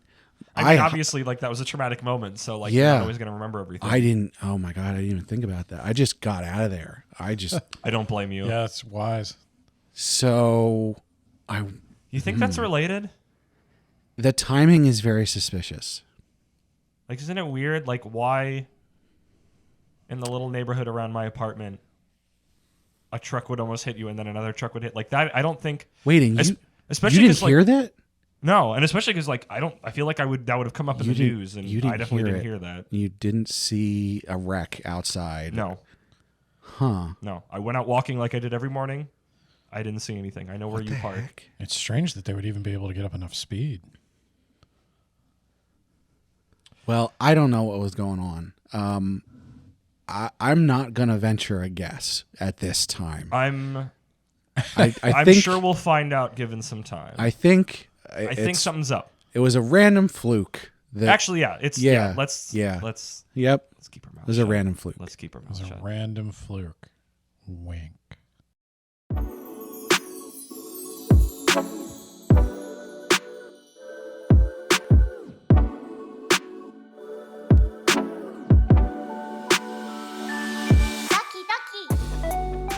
So, guys, we were going over what we were going to talk about for today's recommendation, and we found that we've never talked about Mob Psycho 100. Mob Psycho 100. We've been watching that for a long time now. One of our first ones we watched. It's season 3 is going on right now, right? Correct. And it's great, but we've never talked about Wait, it. I want to. What's this segment called? Anime book, not a book. Love. Okay. Mob Psycho 100. Yeah. A good anime. We've never read the manga personally. So I believe we watched season 1 together And at some season point. 2, yes. Yeah. So, funny story about that. I actually accidentally started watching season 2. I was like a couple episodes. I think in. you at least got the first few episodes of season 1, didn't you? Yeah, no, because I remember you coming in and being like, "This." You're like, "This is really confusing Yeah. to get in on." You're like, I'm wondering when they're going to go back and say like how everybody got here. Right. And it's like they did. You just experienced you Benjamin Button this anime. Yeah. But despite all that, I love Mob. It is. What is it? Let's describe the show. I don't want to just don't just come in and go, this thing's great, and then not describe what it is. How do we describe Mob? Mob Psycho is first off, it is from the writer of One Punch Man, because there's a lot of concepts that are similar. So One Punch Man has this man through fairly straightforward mundane things has the great power that he can destroy anything in one punch. Mob Psycho 100 sees a teenager. I think he's in like junior high. Yeah. He's 14. He's 14. He's not actually named Mob. It is a nickname, as putting it pleasantly. Shigeo? That sounds about right. But he is like a mob in like an MMO. Like he's just sort of, Mabukun. he's just kind of present. He's not really fully in charge of himself, so to speak. But he also has like psychic powers that could essentially destroy anything. Yeah, so as So far that as One Punch Man kind of as far as feeling we comes in. know, he is the most powerful psychic in the world. Correct. It's got a similar but definitely different and same feeling to One Punch Man, where you build a big problem and then it is defeated. Yeah. But where what's the guy from One Punch Man? Saitama. Where Saitama is like, I've got this power and I'm depressed because I want to use it to its fullest and I can't.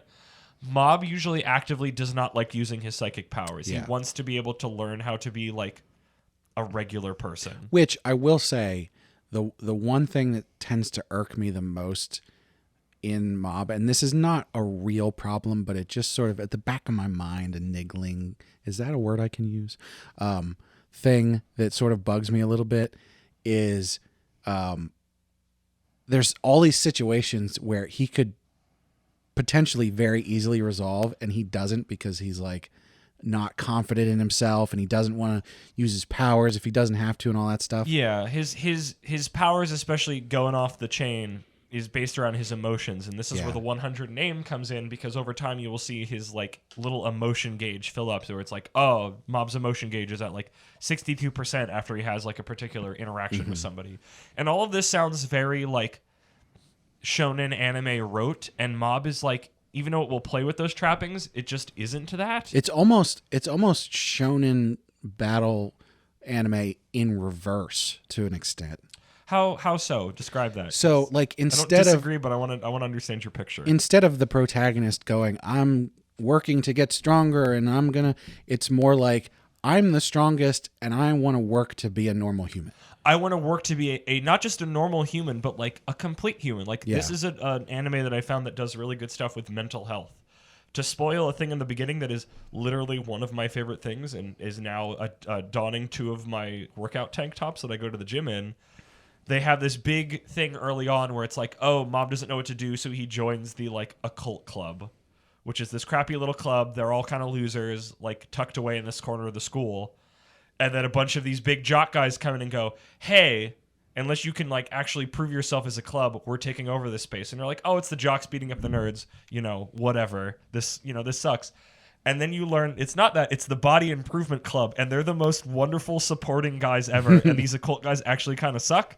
And Mob joins them, and even though he's like not in the best shape, like genuinely tries his best, and they're all supportive of him. Yeah. And like just over the time of the episodes and the seasons, seeing him like genuinely get stronger, not in any like incredibly meaningful way, but just as like a human being, Like physically stronger. yeah, just like because like in the beginning when he's running, he gets exhausted really quickly, and it's not like this ever comes up in a fight. This isn't like Goku training in like the freaking gravity chamber. Mm-hmm. This is like the joy that I get going to the gym and like, oh my gosh, I upped my weights. Yeah, it's it not is- like no, I can punch a train. It's just like it genuinely body improvement. Yeah, it is a very realistic, exercise and improvement. He runs a 5K and he finishes. Yeah. Yeah, and that's what that's what it's about. It's not like, oh my gosh, he's the fastest, or oh, when he gets into these big psychic fight problems that these come in. It's like, I mean, if I want to go in a really big metaphorical way, they do, but like in the actual physical sense, they don't. But it's about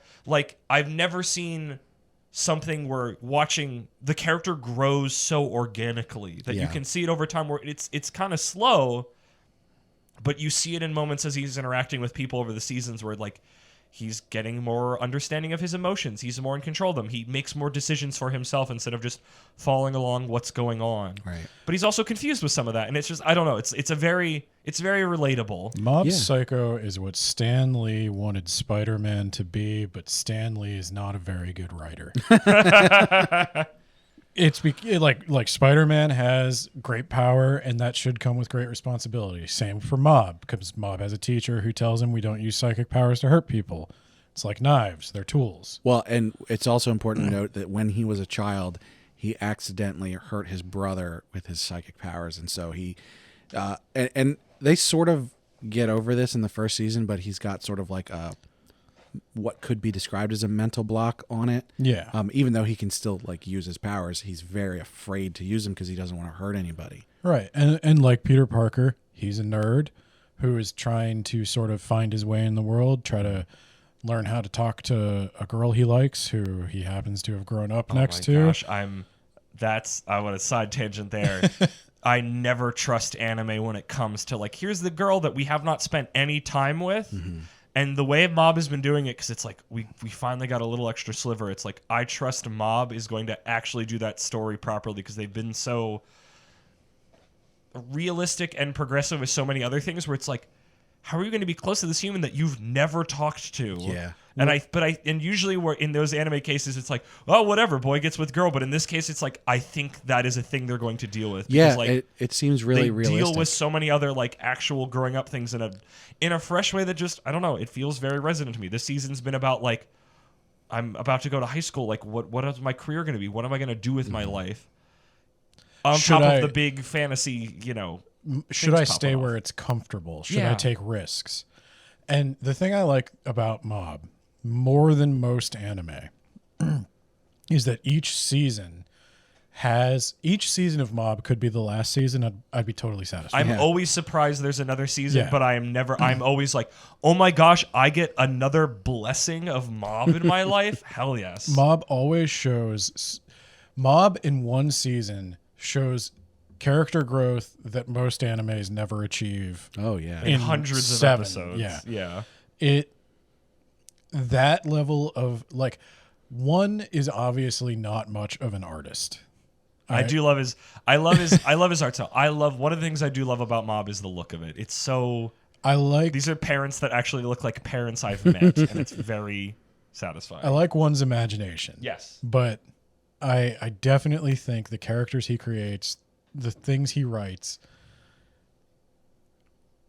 he's just doing something that a lot of people have tried and failed to do. Mob tells a human story that many people have tried to tell, like with Spider-Man. And I'm bringing that up kind of as a joke, but kind of not, because Stanley, if you ever saw the interviews with him, was like, Peter Parker's a different hero than we've ever seen before because he's just a regular guy like you and me, and he has to worry about running out of money and not being able to take Mary Jane on a date. And it very quickly just turns into he's Spider-Man. He can do whatever he wants. Yeah, he's definitely going to marry the hot redhead because he's Spider-Man. She knows he's Spider-Man. That's awesome. And Mob never does that.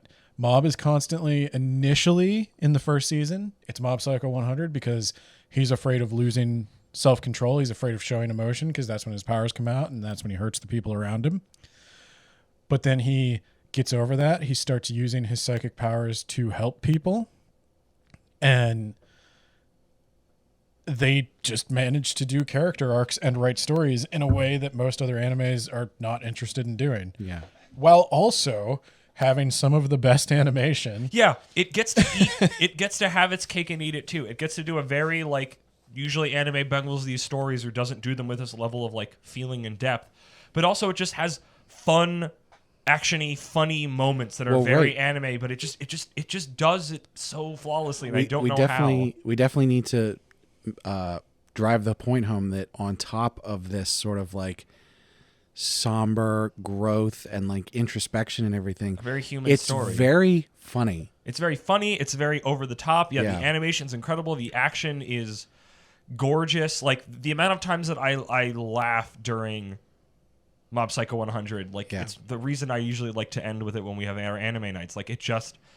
It makes me feeling it's what I want the most when I'm consuming media. Here is a fun, fantastical thing that also has a deep, meaningful thing that makes me feel things, but it's not just there's moments of depression, but there's moments of here's looking up in the way that doesn't feel cheap, or let's go have fun, or oh shoot, we got to deal with this thing. It just, and it feels, I feel the full gamut. It feels collaborative in a way that not a lot of anime projects do. A lot of anime is based on manga or a light novel or something like that, where it's got a very rigid, defined storyline. The manga basically serves as a storyboard. You're just kind of locked in. You know that the fans of the manga, which are going to be your primary audience, want to see exactly what they saw before rendered in animation. Whereas with Mob, we're giving a lot of credit to one, and I think he deserves a lot of credit. I don't think any of these storylines are in the webcomic. I think hints of them are. Oh, have you read them? I've seen the webcomics, and they're very bare bones. They're designed to be read as cell phone comics. Okay. I don't think they get anywhere near this detailed. Oh, visually, no. Or even in the story. I'm now always mistrustful of all that ever since we looked at the manga for Ranking of Kings and it looked like a shit post. And I was like, there's no way this freaking manga inspired one of the most beautiful looking and moving things that I've seen recently. Well, I think that's sometimes good where you get, concept by so-and-so, and it's good concept, and they did a lot of work. And it still has a style on it visually. The characters are all weird geometric shapes, and I find them very charming. But it gives the director freedom to be a director. It gives the animators freedom to play with their style. It gives the writers freedom to write different scripts. You're not locked into doing the, Namek arc this time. It's genuine and empathetic.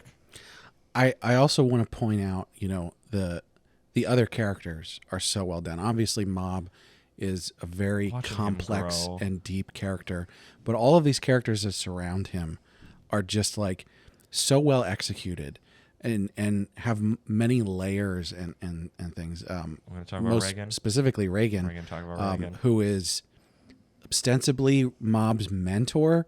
Yeah. So he's basically a con man. So he's the shyster. He says that he does exorcism and stuff, but he actually has no psychic power.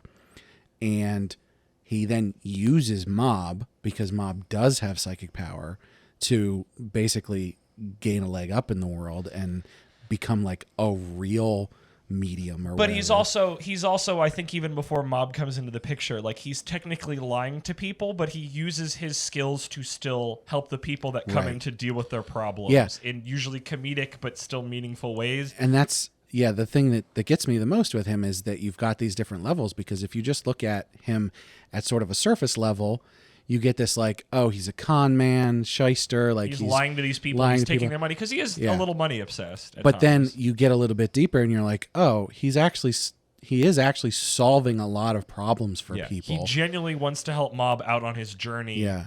He Not and just Mob, as like a teacher, I tell you exactly what it is, but like as a mentor is a good word for it. Like he is trying to guide him along to make good choices. But and then on top of this, there's one point where he is basically telling Mob, like, you're still just a kid. You don't have to deal with adult problems. And Mob is like, oh, right, I don't have to be all depressed about this. And somehow like transfers all of his power to Regan, and then Regan just like kicks ass. He's like completely able to use these powers because he's the best. Regan's right. the best. It's like He's amazing. He was like my favorite from episode 1 because I love the very like talky. He's very animated in the way he moves and he moves his hands around, and I love that. But that like it's all of that, and then you learn that it's like no, he's like genuinely a good dude, and not that way where it's like he's always a jerk, but if you measure everything he's done, he's a good guy. It's like the way he interacts with Mob, where it's like it's almost bad. Like some of it's a little bit of a front, but it's like he genuinely wants the best for him. Well- and at times where it's like he uses him a little bit, but he's like there's still at that core of like I'm trying to kind of help you along, and at some point I'm gonna like this season has very much been like at some point I have to think that I might have to let you go from the nest, and it's like, and he genuinely worries about that because like that's this is his freaking student to an extent. This is somebody who's worked with a while, and he's like, I don't know what I'm gonna do afterwards, and I'm a little worried about that, but he's got to make decisions for himself. well, he and Mob bring out the best in each other. Yeah. Mob needs. They are exactly what each other needs. Mob is like an emotional compass for Regan, and Regan is the mouthpiece for Mob. Like Mob needs a con man because Mob has no confidence. I never thought of it like that, but that's perfect. I say Reagan's also sort of like an emotional anchor for Mob a lot of times. Yeah, he talks Mob off a ledge more Yeah. than anyone else. Yeah. Yeah. He's It's a really great relationship, even though like if you sort of just watch it at the surface level, it seems like it might be toxic. Mob Not needed to say that it's perfect, Yeah, Well, and- definitely. but it's less toxic. It's not majority toxic. Yeah. The nice thing is Mob has a decent relationship with his family. Yeah, Right. This is icing his on the parents cake. don't. It's anime Yeah. parents that are alive and are just normal parents that don't suck. Yeah. it's And so And refreshing. his brother, like he, after he sort of gets over the fact that he hurt his brother, they like chill. start getting along, and then Yeah. his brother develops some psychic powers, and so they can sort of like confide in each other and Guys, I'm stuff. going to stop the whole podcast right now and tell you everything you need to know about this anime in one sentence.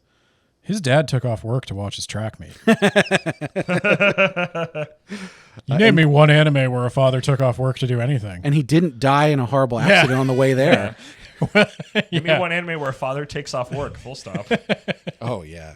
That's why they're isekai. Can't. I'm dead. I can work whenever I want. I'm dead. I don't have to work now.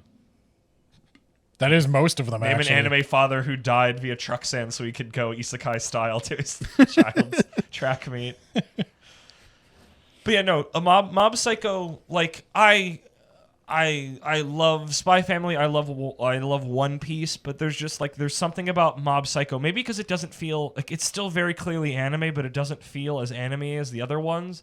That's just like, this is my special little boy. Well, and it And like also, the internet at large doesn't fully know how special of a little boy he is, but like it's my favorite just because I don't know, it more than anything else it emotionally resonates with me a It lot. lets itself be ugly. Yes, It's not obsessed with being cool all the damn time. but that's what makes it cool though. Yeah, But it does- exactly. and it does do the cool parts really well. Yeah, no, exactly. But you can tell the people who work on it, they're like, I'm going to let my writing stand on its own. I'm going to let my animation stand on its own, because even the animation that looks super cool, it goes down to hella sketchy. You pause on any one of those frames and like nobody's face is rendered. Yeah, they or do You anything. don't the need 'em. what are they called? The rubber banding. They do that a lot. Rubber banding. Yeah, it's where like you draw to get the idea of motion well. You sort of like take your character model and just stretch it Oh, out. the squash and stretch stuff, or like Yeah, swatches or stuff. Yeah. Yeah, they understand movement. It's all very kinetic, and I love Well, it for that. And it's cheap, but it looks good. They save the money for when they need it. Yeah. They've been these incredible. Every season has these incredible. I think every episode is like a Sakuga. No, not Saku. I mean, yes, Sakuga, but it's I always forget the art medium. But there's like a specific artist working in a specific medium. I think it might be I don't think it's charcoal because it's like ink smudgy. Oh yeah, But it's like it's almost It's like I know art is technically already stop motion, but it's art that feels like stop motion, but it's just dry 2D erase. art. The current season they're doing dry erase. Is it dry erase? Yeah. But yeah, like just and sometimes in the intro, some of the episodes, and it's gorgeous every and time. we It do sticks with need me. to say like intros and outros. Some my of the gosh. best every single season. The It's mob just choir. Yeah, just some of Literally the best. credited as the mob choir, visually, auditorially, like oh my gosh, killers. Yeah. So as much as we recommend that you should definitely go out and watch the whole thing, At the very you should least- at least go on YouTube. Watch the OPs, and if wa- that does yeah. not grab you, I don't want to have a conversation with you. Don't talk to me. I have I will recommended not shake it. your hand. Like I have recommended it to my sister who does not watch anime. Simply because my sister is a nurse. She's going on to do a master's degree. She works her ass off constantly. And in school, she would like study for tests until she cried. And that just, I thought she would really enjoy how hard Mob works. And then the icing on the cake of, oh, and by the way, here just for you, because Mob works so hard and you guys went along on that ride with him, here is Mob just destroying these assholes. Power fantasy. Power fantasy. Yeah. That's what I want. Yeah. But it's an earned power Give me fantasy. emotional maturity Yeah. and little moments that resonate with me, and then just crush a bunch of stuff that needs crushing. Done. Easy. It does growth right. There's no power levels. There's just Yeah. Yeah, it always works. It didn't not to pull this back up again, but it especially going on to now we're in the middle of third season, like it doesn't feel like it lost its way like One Punch Man did. Like No, Mob always right. feels like it's been resonating since moment one. Yeah. With the story. Even though like Ben said, it's like every season I think I'm not getting any more Mob and I've made peace with that and it's okay. And every time I get another one, it's like it doesn't feel like, oh my gosh, we have to go back. It's like, well no, he's still growing up. There's more stories to tell. But every season ends with like, okay, we could stop here. This was a goodbye that No. felt meaningful. and the other thing, I don't know how common this is for anime these days because it seems like things do take a while to come out, but it seems like there are years that go by between Mob seasons. Oh, definitely. Yeah. So I think they take the time they need. I don't think they make one if they don't have a story. Yeah. I think they wait. Yeah. And I respect that. Yeah. I'm curious about the manga and the webcomics. And I had just seen recently and was telling you guys about there's a spin-off manga that follows Reagan that I really want to read because like what is that? Yeah. But yeah, no. Literally of all the things we recommended, I don't talk about it enough and gush about it enough to people like other things, but Mob Psycho 100, literally one of my top picks of all time. Yeah. Honestly, One of my faves. I can't believe we waited this long to talk about it. I think we just haven't. I mean, we like you said, we watched it back in the day many years ago, and Yeah. that was well before we had a podcast, and just we haven't thought about it at all because we're not reading it. So now that it's back, we were like, oh yeah, Mob freaking rules. It's an anime that's kind of like Spy Family, and that I think everybody knows about it. I don't think anybody needs us to tell them that Mob Psycho exists. If you're listening to an anime podcast, you probably have heard about it.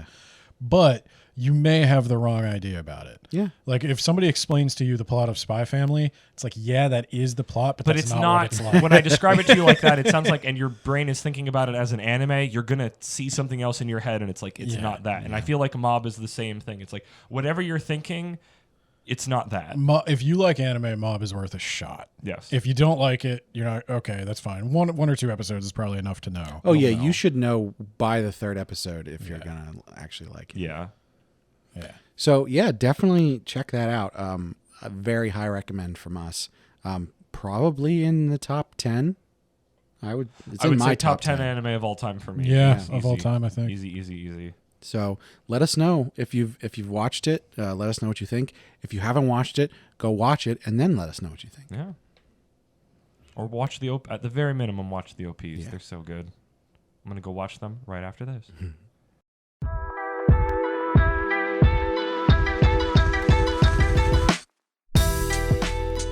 Well, that'll do it. That's our 13th episode. Woo! First episode of year 2. Lucky number 13. Nobody died yet. I had a lot of fun.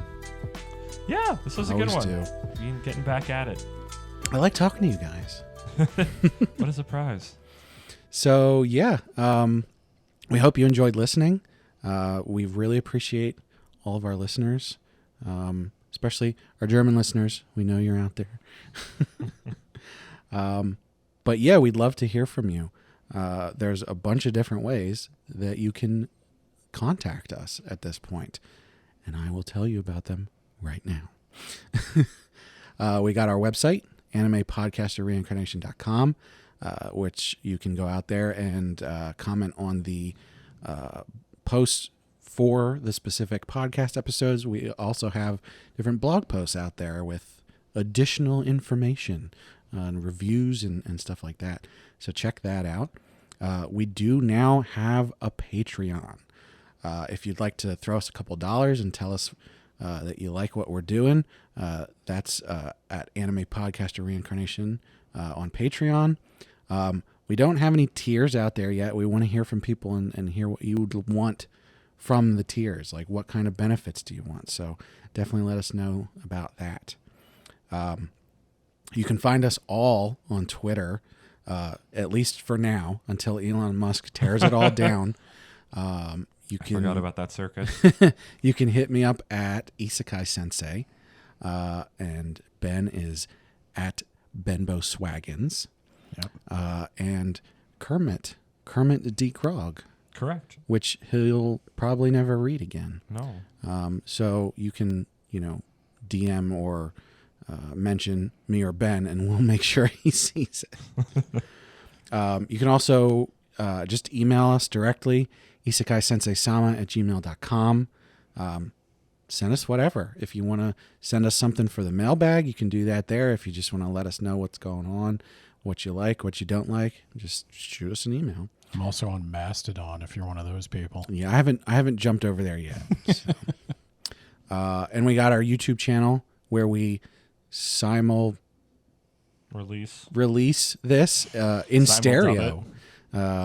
So if you want to hear a slightly higher quality version. No, we simuldub it. We re-record the whole thing. In stereo. And that YouTube channel is That Time I Got Reincarnated as an Anime Podcaster. You can also hit us up on Good Pods. That's another place where you can comment on the specific episodes. Ben hates Good Pods, but you can at least comment there and let us know what you think. I mean, I like it more. The worse Twitter gets, the more I like Good Pods, I guess. If they get their website in gear, they might actually get an audience. If you have not heard enough of Ben, you can check him out on Words About Books. Yeah. You got anything interesting going on right now? I'm debating. I'm reading the Faraway Paladin light novels. Oh. I don't know which podcast that is for. So, I don't know. Let me know. All right. You can find me here. If you are interested in hearing me play video games with my buddy Noah, coming up, hopefully finally starting next week, at 3:30 to 4:30 on his Twitch at +2 Comedy, we will be playing, I believe it's called Return of the Obra Dinn. Oh, nice. Which I'm very looking forward to. I have played it. My friend Noah has not. I feel like our puzzle brains combined will be a good time with this. So Any specific days you guys play? I'm on. We usually would do that Wednesdays from 3:30 to 4:30 is the day that I'm usually on. He streams games every day 3:30 to 4:30 on that channel, but I'm usually on for Wednesdays. So cool. Come check me out there or on +2 Comedy Gaming where he puts the vibes. Awesome. So once again, thanks for listening. We really appreciate it, and we hope you enjoyed it. And if you find yourself in an unknown land, you have my permission for cultural appropriation.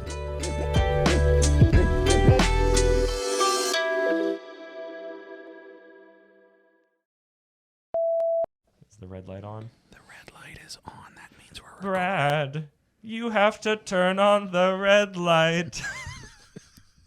Sell your voice for money. You don't care. Can't reach this. Wrong or if it's right. Isekai. Professor Isekai Sensei-Sama. Say, I think that's the intro. There's the Japanese people from the Man Island, and then there's everybody else.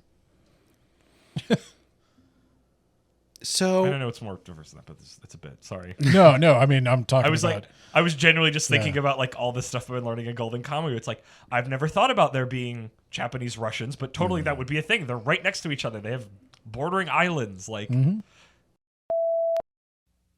audio wink. Brad, when I say that, play the little like ding noise. all right. Blink That was twice if you're in danger. Yo ho ho took a bite of anime.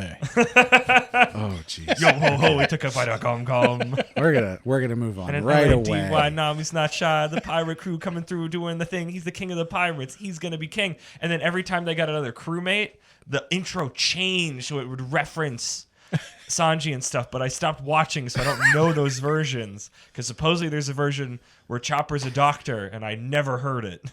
Oh my. I just made that up on the spot. Okay, good. Do you have a better one? No. But every time I remember gonna that say, we're at the don't end you- and you're going to do that, I'm like getting ready to judge you super hard. And I'm like, you better not fuck this up. And it's like, that one was... I thought you were going to say you have my permission to dress like a priest. If you ever get reincarnated in another world, just remember there's one God and Allah is his name.